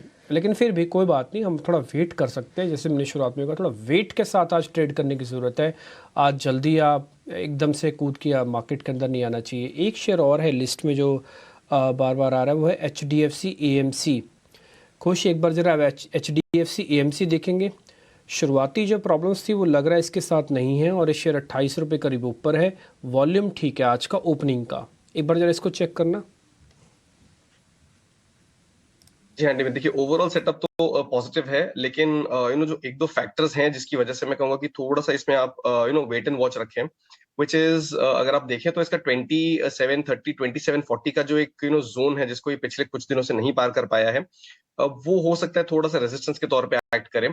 और अगर मैं ऑप्शंस का डेटा देखूं तो वहां पे भी आपको 2700 वाला जो कॉल है यहाँ पे अच्छा खासा बेस दिख रहा है। हालांकि आज सुबह हमें थोड़ी अनवाइंडिंग देखने मिल रही है, तो अगर थोड़ा इन लेवल्स के आसपास सस्टेन करता है और मान लीजिए 2730 के लेवल को क्रॉस करता है, तब आप यहाँ पे एक वॉल्यूम और जो मोमेंटम है रादर उसके साथ एक अच्छा खासा अपमूव आते हुए देखेंगे, जो स्टॉक को 2775 एंड 2825 के लेवल्स जो है यहाँ तक लेके जा सकता है।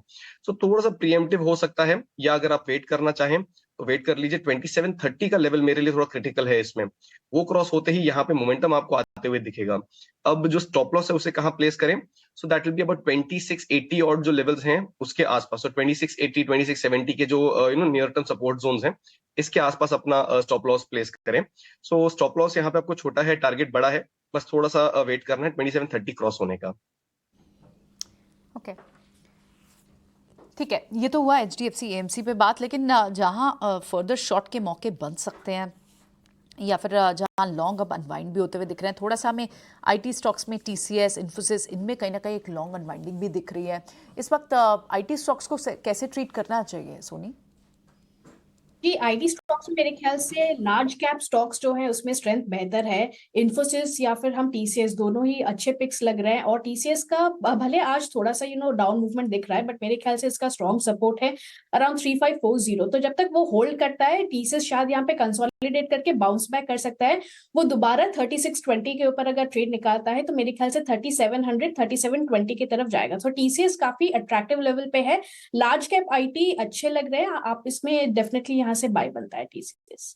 ठीक है, लार्ज कैप IT ठीक है, थोड़े से ट्रेड्स अनवाइंड होते हुए दिखाई दे रहे हैं, लेकिन एक पैटर्न जो लार्ज कैप IT में दिख रहा है सोनी को, वो स्ट्रेंथ का दिख रहा है। At the same time metal stocks को एक बार डिस्कस कर लेते हैं। अब टॉप गेनर इस वक्त हिंडाल्को जैसे स्टॉक्स हैं, टाटा स्टील जैसे स्टॉक्स में मूव आ रही है, तो क्या मेटल स्टॉक्स भी थोड़ी सी स्ट्रेंथ गेन कर रहे हैं? आप बताएं किरण।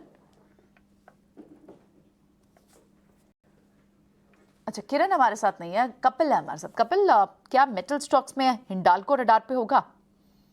जी, मेटल स्टॉक का ओवरऑल सेक्टर का हम ओवरव्यू करते हैं तो मैं कुछ 13 से 14 स्टॉक को ट्रैक करता हूं। तो 13 से 14 के स्टॉक में अभी इस पॉइंट में 54% of the stocks are on the positive side, जहां पे Hindalco, national aluminium steel authority lead कर रहे हो, और ज्यादा सेलिंग प्रेशर हमने नॉन फेरस कंपनीज में देखने मिल रहा है। हिंडल्को NMDC VEDL में है। हिंडाल्को का एक चार्ट का स्पेसिफिकेशन काफी अच्छा है, एक लीडिंग आज के दिन में भी और ओवरऑल पर्सपेक्टिव में देखने से काफी अच्छी मोमेंटम आई हुई है। स्टॉक एक 500 का जो एक रेजिस्टेंस लेवल था वहां पे ही काफी अटक के नीचे में हम सेलिंग प्रेशर देखने आया हुआ है, लेकिन वो रिएक्शंस कहां ना कहां पे स्टॉक को एक सपोर्ट लेवल पे लेके आया हुआ है। तो स्टॉक का काफी 475 का हमें यहाँ पे स्टॉप लॉस मेंटेन करना चाहिए और ऊपर में इसके जो पहले के रेजिस्टेंस लेवल बने थे 510 के लेवल के अराउंड या फिर 505 के लेवल के अराउंड, तो वहां पे इसका अपसाइड पोटेंशियल देखने मिल सकती है। तो 486 पे चल रहा है, 475 का स्टॉप लॉस रहेगा और ऊपर में 505 की अपसाइड पोटेंशियल आ सकती है जी। ठीक है, मार्केट को खुले करीब करीब अब आधा घंटा हो गया है। इस आधे घंटे के हम वेट करने की बात बोल रहे थे। जैसे मैंने कहा ना, एक अच्छी चीज़ ये है कि मार्केट 19,800 को बचा रहा है, लेकिन बुरी चीज़ ये है कि उसको मूवमेंट नहीं मिल रहा है। इंडिया विक्स अभी ना बढ़ रहा है ना टूट रहा है, तो ये भी इंडिकेशन नहीं दे रहा। एक बार ज़रा एडवांस डिक्लाइन वाली वो प्लेट वापस से दिखा दीजिए, जिसमें NSE BSE तो ठीक है हम जीत रहे थे उसमें। अब देखिए गैप काफ़ी आ गया NSE BSE के अंदर, लेकिन अभी भी जो F&O वाला पार्ट है ना, अभी भी क्रिटिकल एरिया में बना हुआ है, यानी कि लीडरशिप नहीं है। तो आपका क्या है ना कि आपके ऊपर जो कवर है मार्केट का वो अभी भी ख़राब है, बट अंदर अंदर ठीक होने की थोड़ी बहुत कोशिश हो रही है, लेकिन फिर भी एक कॉन्फिडेंस नहीं दिलवा पा रहा है। आज लीडरशिप की कमी मेरे को स्क्रीन पे साफ दिख रही है, इसलिए आप देख पा रहे हैं निफ्टी ना स्पीड से ऊपर नहीं कर रहा शॉर्ट कवर, नहीं तो करने में इसको 10 मिनट लगते या कम से कम 50 पॉइंट का आपको मूव दे जाता, सिर्फ 10 मिनट लगते हैं इसको। लेकिन फिर भी उम्मीद करते हैं थोड़ा समय और दीजिए, ये F&O वाला हिस्सा जैसे ही ठीक हो जाएगा ना, फिर आपको चिंता करने की ज़रूरत बात नहीं है। फिलहाल अभी F&O वाला हिस्सा थोड़ा ख़राब है। आगे बढ़ते हैं। अक्षय पी भागवत हमारे साथ जुड़ रहे हैं ऑप्शंस के सौदे के लिए।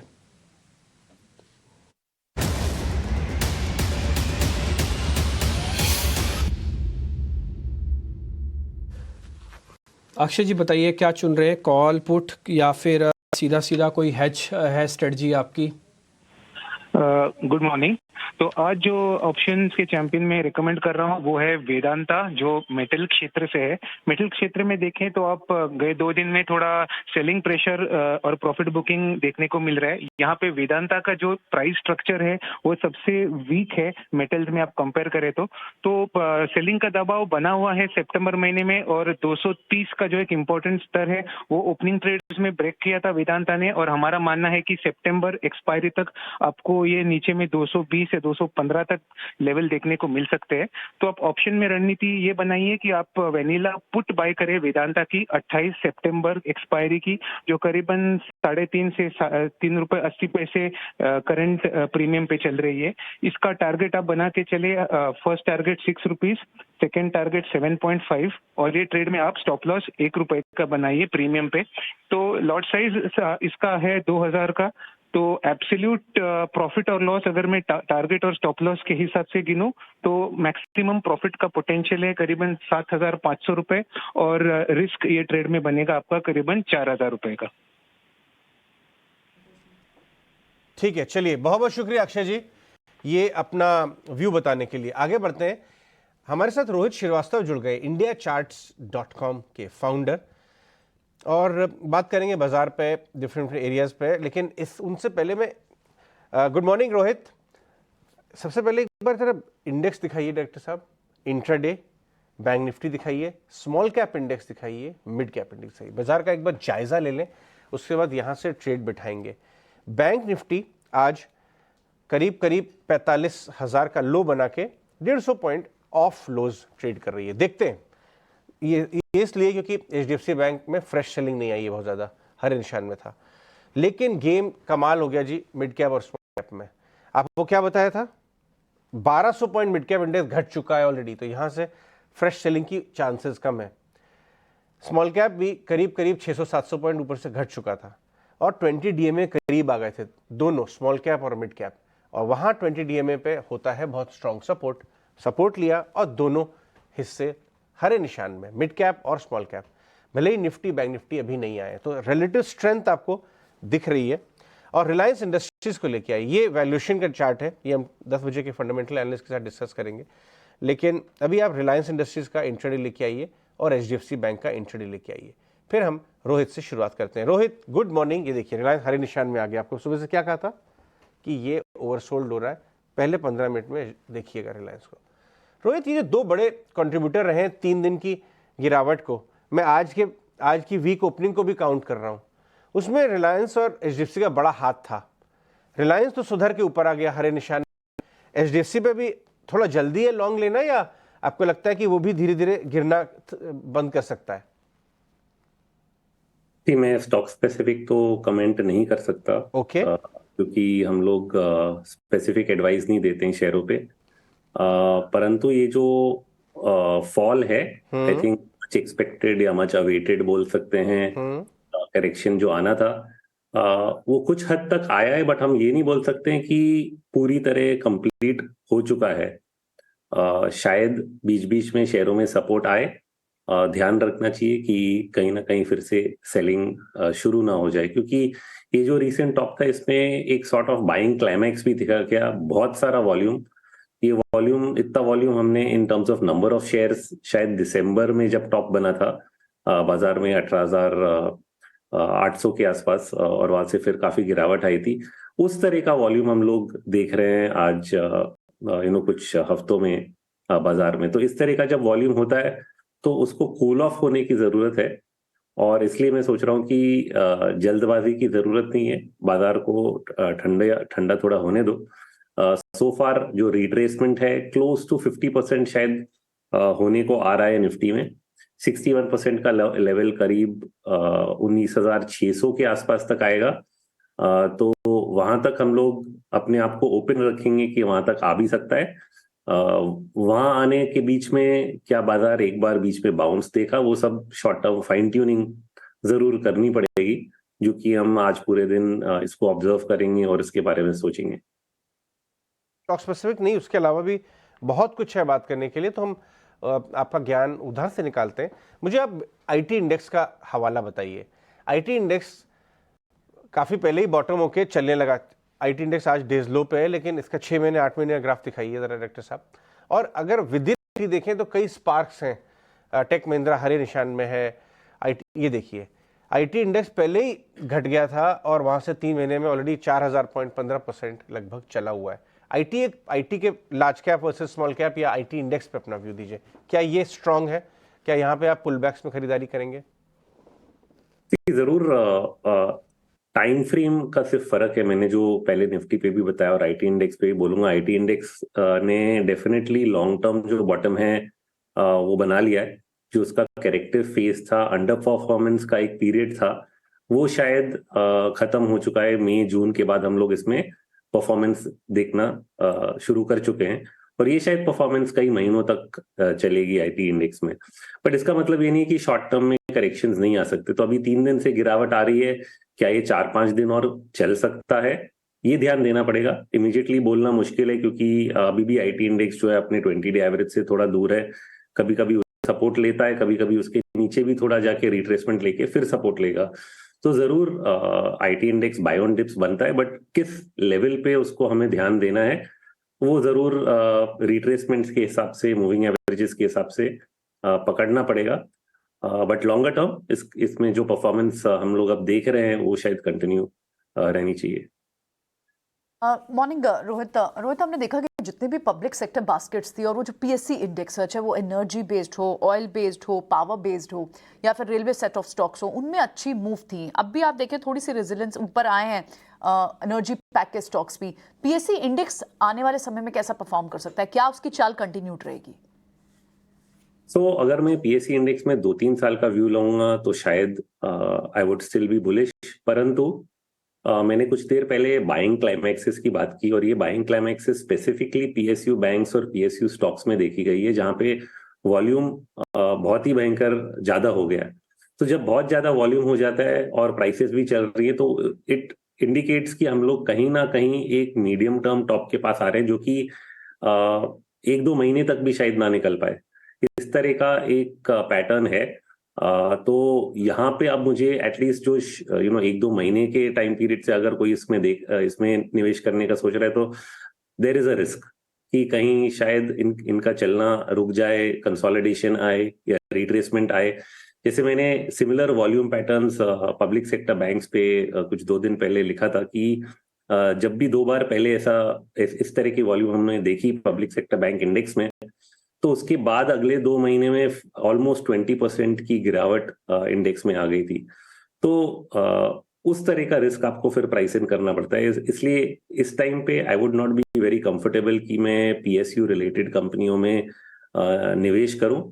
शायद एक पुल बैक या कंसोलिडेशन के बाद it will make us much more comfortable कि हाँ अब स्थिति संभल चुकी है और यहाँ से रिस्क कम है, तब हम उस पे वापस ध्यान देंगे। आई थिंक फॉर नाउ थोड़ा सा वो सेगमेंट रिस्की हो गया है। Very interesting. पीएसयू बैंक पर आपका ये व्यू रोहित, यानी थोड़ा सा यहाँ कॉशियस होना चाहिए, जहाँ पर हमें दिख रहा है कि शायद पीएसयू बैंक्स में कुछ रेजिलियंस दिख रही है, जो हिस्टोरिकल ट्रेंड्स हैं उसके हिसाब से आप बोल रहे हैं कि यहाँ पर शायद गिरावट आ सकती है। तो ट्रेंड इस वक्त कौन से स्टॉक्स हैं जो ट्रेंड के साथ ऊपर अभी, या फिर आप कंसोलिडेशन का फेज देख रहे हैं इंडेक्स पे कुछ समय? नहीं, जैसे हमने आईटी की बात की, दूसरा सेक्टर जो हमारे नजर में आएगा जहाँ पे टर्न अराउंड हो रहा है वो है मेटल्स। ऑफ कोर्स अभी आज के दिन you may not see it, क्योंकि ओवरनाइट एफओएमसी की मीटिंग हुई, उसके बाद डॉलर इंडेक्स में थोड़ी तेजी देखी गई है, तो कमोडिटी प्राइसेस पे एक प्रेशर बन जाता है। But in general commodity prices कुछ हद से कुछ समय से बेस कर रहे हैं। यूएस में भी इन्फ्लेशन डेटा कूल हो रहा है, तो इवेंचुअली जो रेट हाइकिंग साइकिल है वो खत्म होगा और कमोडिटी प्राइसेस में उछाल आएगा। और डिमांड सिनेरियो जो है वो कंफर्टेबल है, वो ऐसा नहीं है कि खराब है, सिर्फ प्राइसेस में पिकअप नहीं आया है। तो I think metals is a second sector जहाँ पे जब भी डिक्लाइंस आते हैं एक अपॉर्चुनिटी है लॉन्गर टर्म इन्वेस्टमेंट करने का, and I think risk is less over there in the short term. शानदार दो व्यूज जो आपके बातचीत से निकल के आए। Metals buy on dips, longer term reversal हो रहा है। IT buy on dips. शुक्रिया रोहित बात करने के लिए। मेटल में से एक स्टॉक मैं कपिल शाह से डिस्कस करना चाहूंगा, उसका नाम है IMFA, Indian Metal and Ferro Alloys. बहुत ही कम डिस्कस होता है ये स्टॉक, लेकिन ये ऐसे एक मिड कैप मेटल टाइप का स्टॉक है जो ऑल टाइम हाई पे बैठ गया है आके। आज भले ही 4% नीचे मिल रहा है आपको, लेकिन इसका 1 ईयर व्यू देखेंगे 52 वीक हाई पे बैठा हुआ है। कपिल, ये जो पुल बैक है इसमें इम्फा को लेने का मूड बनाया जाए? इन्फा का चार्ट जो मैं पैच कर रहा हूँ यहाँ पे,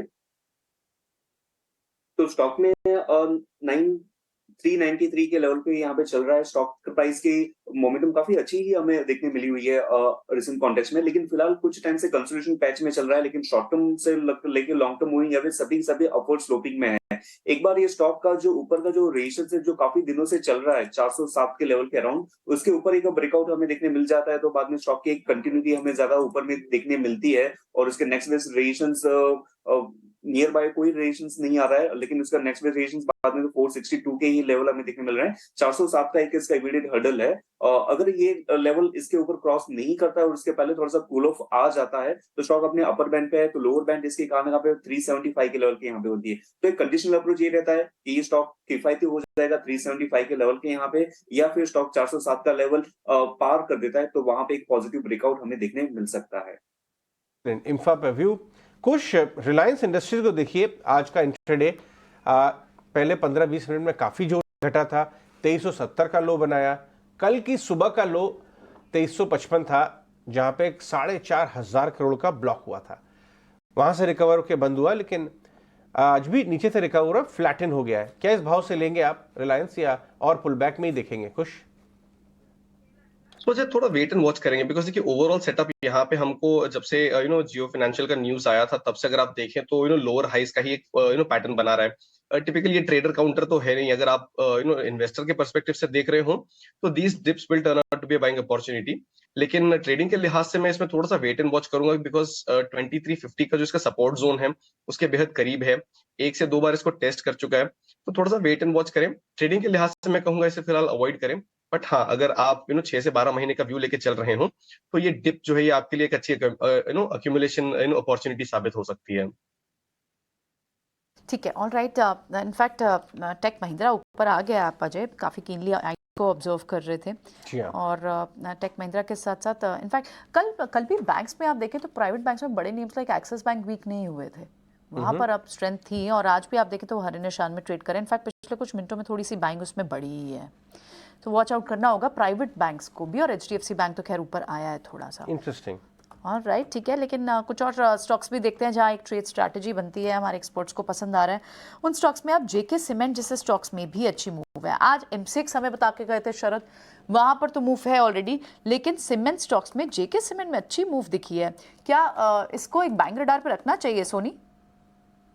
कि जेके सीमेंट मेरे ख्याल से एग्जैक्टली बाइंग तो नहीं है, बिकॉज वो कल का रेड कैंडल का भी 50% अभी तक पुल बैक कर भी नहीं पाया है, बट आज का लो जो उसने मारा है करीबन 3185 के करीब, तो वही वो एक इम्पोर्टेंट सपोर्ट लेवल बनता है आज के लिए। अगर आप देखेंगे कल का भी वही सपोर्ट लेवल था, डे लो भी वही था।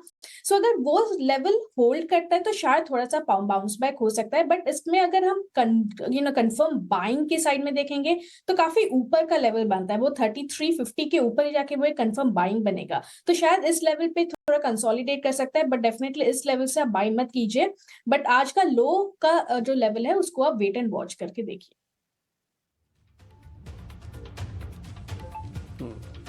ठीक है,